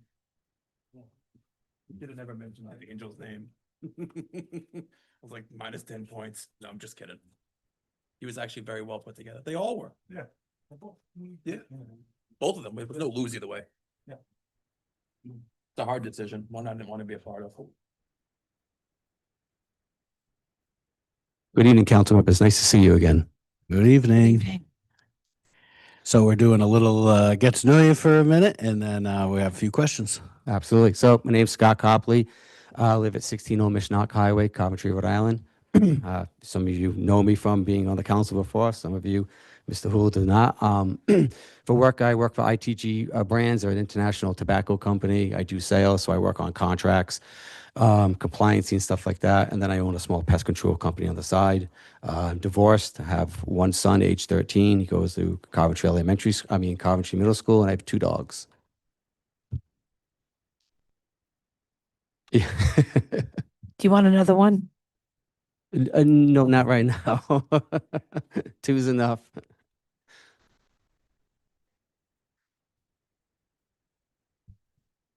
Vice Yes, President Councilman. Brown. Hey, Scott, how How are you you? doing? How you doing, Uh, Vice President Thanks Brown? for coming in. You already answered the question and I've seen it out there. You are going to run in the special election if you. Yes, yes, sir. Okay, thank you. All right, you answered a couple of mine, but Councilwoman Capaldi. What do you think is one of the biggest problems that Coventry is facing? Obviously, you know what, let me just backtrack this. We just went through a huge thing a couple of weeks ago, getting rid of our president and our solicitor. You started it. You and LeBlanc started it. We finished it. What's the next big problem that you want to accomplish? Well, to me personally, and thank you for that. But I really, to go back to that point about the old solicitor and the old vice president, we did it together. It was a relay race. Me and former Councilman LeBlanc started it. We had to do what we had to do, but we handed the baton to you guys and you finished it. So I would like to thank each and every one of you for doing what needed to be done. It took a lot of courage to do it. I know I tried to get it done before, but it's done, you know, and it's in the past. And I think let's move forward and really right the ship or what we need to right. So going to your question, I think to me, there's three big things. The first one is the police pension, severely underfunded. That's a big for the town. The second one is still the sewers. They're severely underfunded still. We still have to take money out of the general funds to fund them. Our sewer is not expanded the way it should be to make up for that money. I know we're going to have a lot of building coming up at Centerville, New England, which will help mitigate that. But I don't know those projected numbers if it's going to fully fund it or how much it will fund it, you know. And then the third one is the pond litigation. That's a big one, you know. It's a lot of money and we don't know where it's going to go. And yeah, obviously we can't talk about it, but I think those are my three things that I think are the biggest ones right now. Thank you. You're welcome. Just to be fair, I have asked every candidate this question. How do you feel about the municipal fire department? It's simple, yes or no. I'm indifferent because I really would like to hear what the fire commission has to say on it. They did a lot of work, so I would like to hear what the evidence is or what they came up with, you know. As last time I was here for that, I only had the 2023 financials and they were getting the 2024 financials, but I have not seen those yet. So I've been waiting to see what the fire commission's final say was. I don't want to let you off that easy. Okay. Because when I was running, I had a stance on the fire department, right? I believe every large municipality, et cetera. I don't want to get myself in trouble by giving it all away, but I feel like every person has an idea of whether they do want it or they don't. They do want it if the numbers make sense. They don't if they don't. Just want to hear, like, if the numbers work, do you want it or are you just, nope, we don't want it. We don't want to see it. So if I go by what so to answer that question, if the numbers work and it's not going to be a big no tax increase to our taxpayers, then yes. But based on what I saw with the 2023 financials, I would have to say no based on those numbers because it's a $15 million deficit. I don't know where that money would come from with a lot of things. That's what the data that I saw was. Now, I could be wrong, but that's what I saw last time. So I'm hoping that the money that is pooled can do it. I think a municipal fire department is what a lot of people want, but it has to make sense, one, for the town, and the most important thing, it has to make sense for the taxpayers. Exactly. For all the way from Western Coventry, all the way to the West Warwick line, because I feel, even though we have different districts, I truly feel like I represent everybody because that's what you're here for, you know? Thank you. I appreciate that. Anyone else? I got one more. We'll send on a positive note. What is something you love about the town? The openness. I think it's Coventry's almost like two different towns. You come to the city side, and then if you want something different, you can just go down a couple miles and you're in the country, and it's really, really nice. You know, if I get back on the council, you appoint me. Like, I'm willing to work with everybody. I never had any ill will towards anybody. I want you to do the right thing for the taxpayers, and I know we're not all going to agree on everything. We're not. But you know what? A lot of you always have valid points, and I take those valid points, and go with it, you know? And if we disagree, we disagree. It's water under the bridge. You know, if I were to bring something up and it gets voted 6-0 against me, okay, that's the way the cookies fell. Let's move on to the next subject, you know? But I feel we all have the best interest for the town. That's what we want to do. You know, and I still want that dog park one day, so. Councilwoman Cabaldi.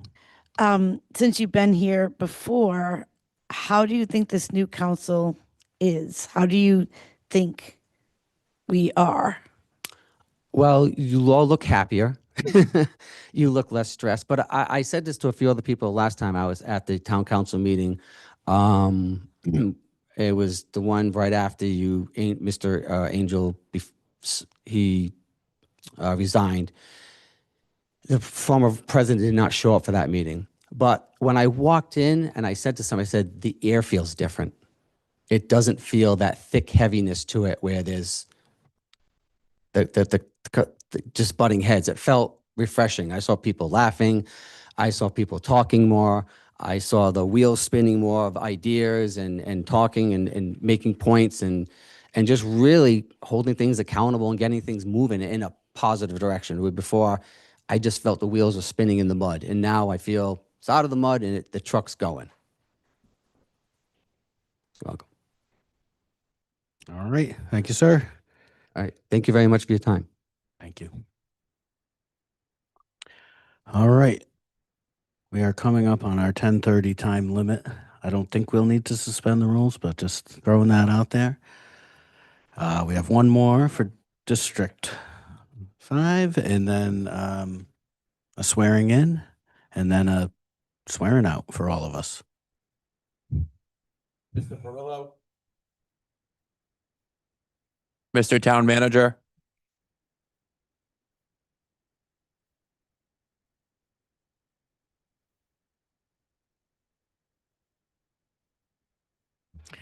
Thank you, sir. We're doing a little introduction, a little bit about yourself, and then we have a few questions for you.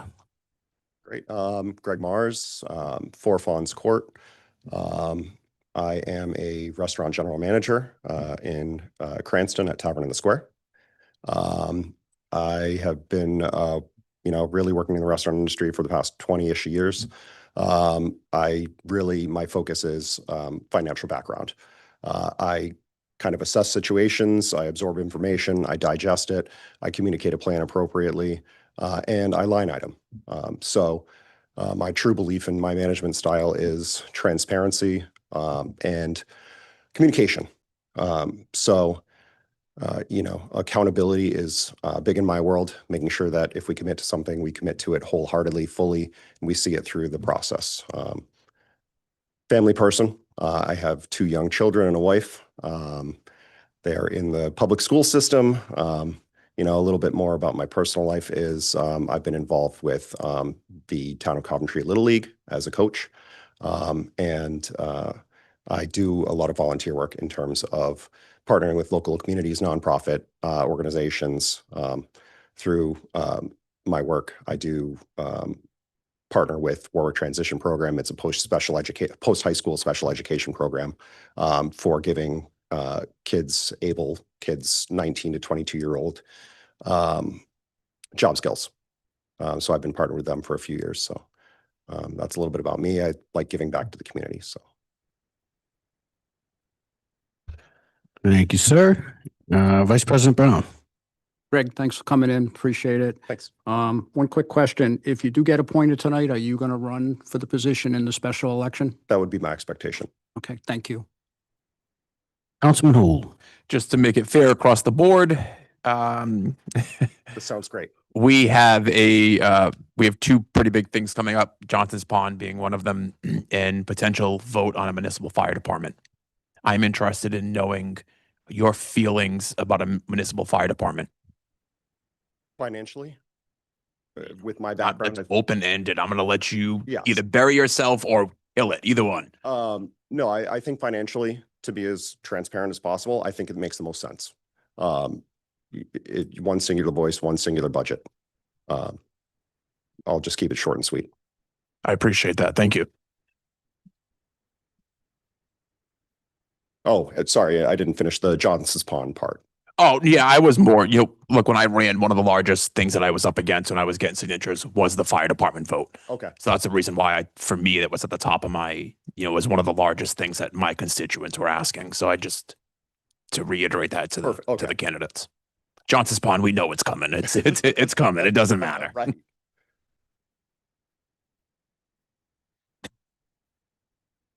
I'm just trying to find. Sorry, I'm sorry. I'm very tired. I get so many questions here. Oh, and my battery's running out. We know. Thanks.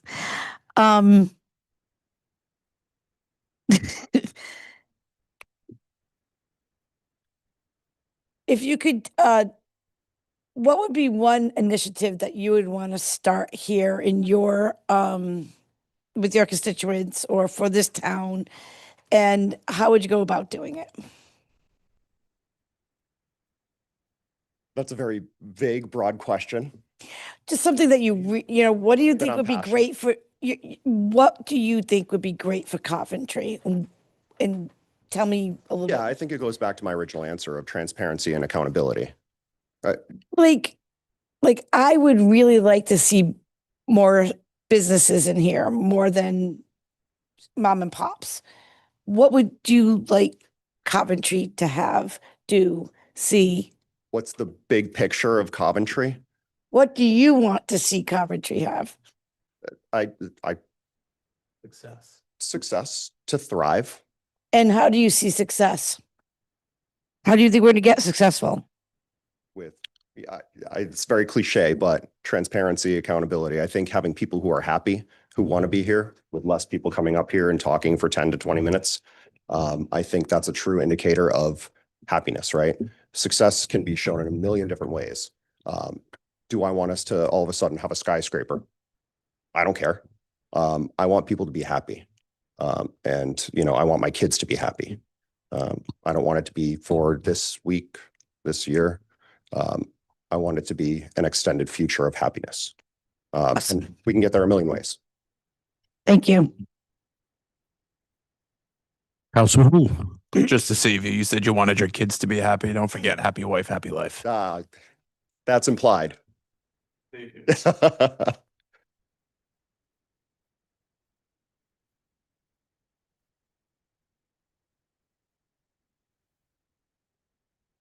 Greg, how long you been in Coventry? I've owned my house for about 12 years. I've been living there. Thank you. And just following up on that, you've had enough time now. What's some things you like the best about town? Getting involved with the Little League, I think there's a lot of pride in this town when it comes to the sports program with the Parks and Rec. You have a lot of people who really get behind that. I think that's, it's exciting for me to see people believe in something like that. The board themselves are very passionate about it. And, it's infectious. Thank you very much. All right. Anybody else? Questions? Good. All right. Thank you very much. Thank you. All right. At this time, I will entertain a nomination if there's one from the council. Councilman Hu? I'm going to nominate Scott Copley to regain the District 5 town council seat. Do I have a second? I nominate Greg. Do we have a second on that nomination? I second Greg Mars. So, do we need a second on the first nomination to be eligible to have a vote-a-rama? Yeah. Okay. Right. Okay. Okay. Okay. So we have a motion and a second on Mr. Mars. Discussion, or we can go to a roll call. Councilmember Pasqua, Yes, for Mars. Councilmember Capaldi, I think I've had two very strong candidates stand in front of me. Right, I'm really torn, and I know I've had conversations with both of you guys.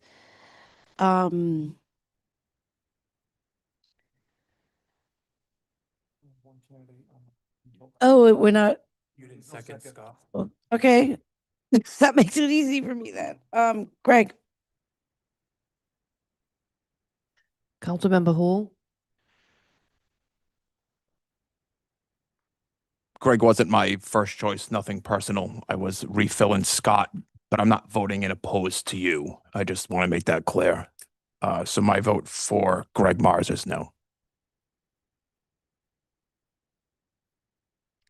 Vice President Brown, Yes to Greg Mars. President Verducci, Yes. But I would like to also say we did have a lot of great candidates tonight. And, that's why we asked everybody who was going to be in the actual election, because this will be a short-term appointment. So we'll look to see you all again soon. Yes. passes. Yep. We'll move on to the swearing in.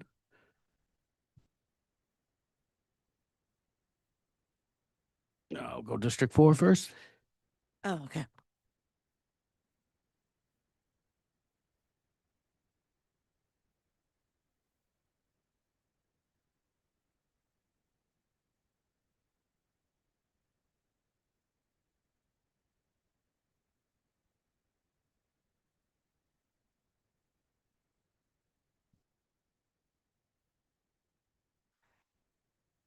He's going to raise his right hand. Yeah. All right, please raise your right hand.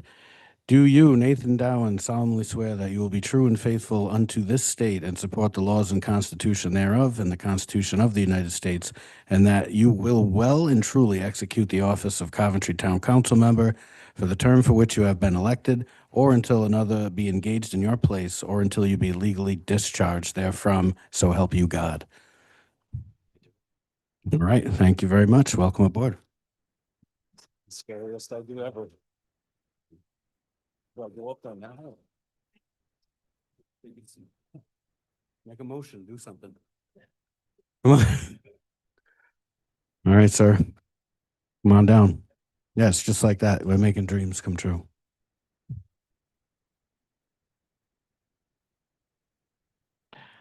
All right, to you, Gregory Mars, solemnly swear that you will be true and faithful unto this state and support the laws and Constitution thereof and the Constitution of the United States, and that you will well and truly execute the office of Coventry Town Council member for the term for which you have been elected, or until another be engaged in your place, or until you be legally discharged therefrom, so help you God. Right. So we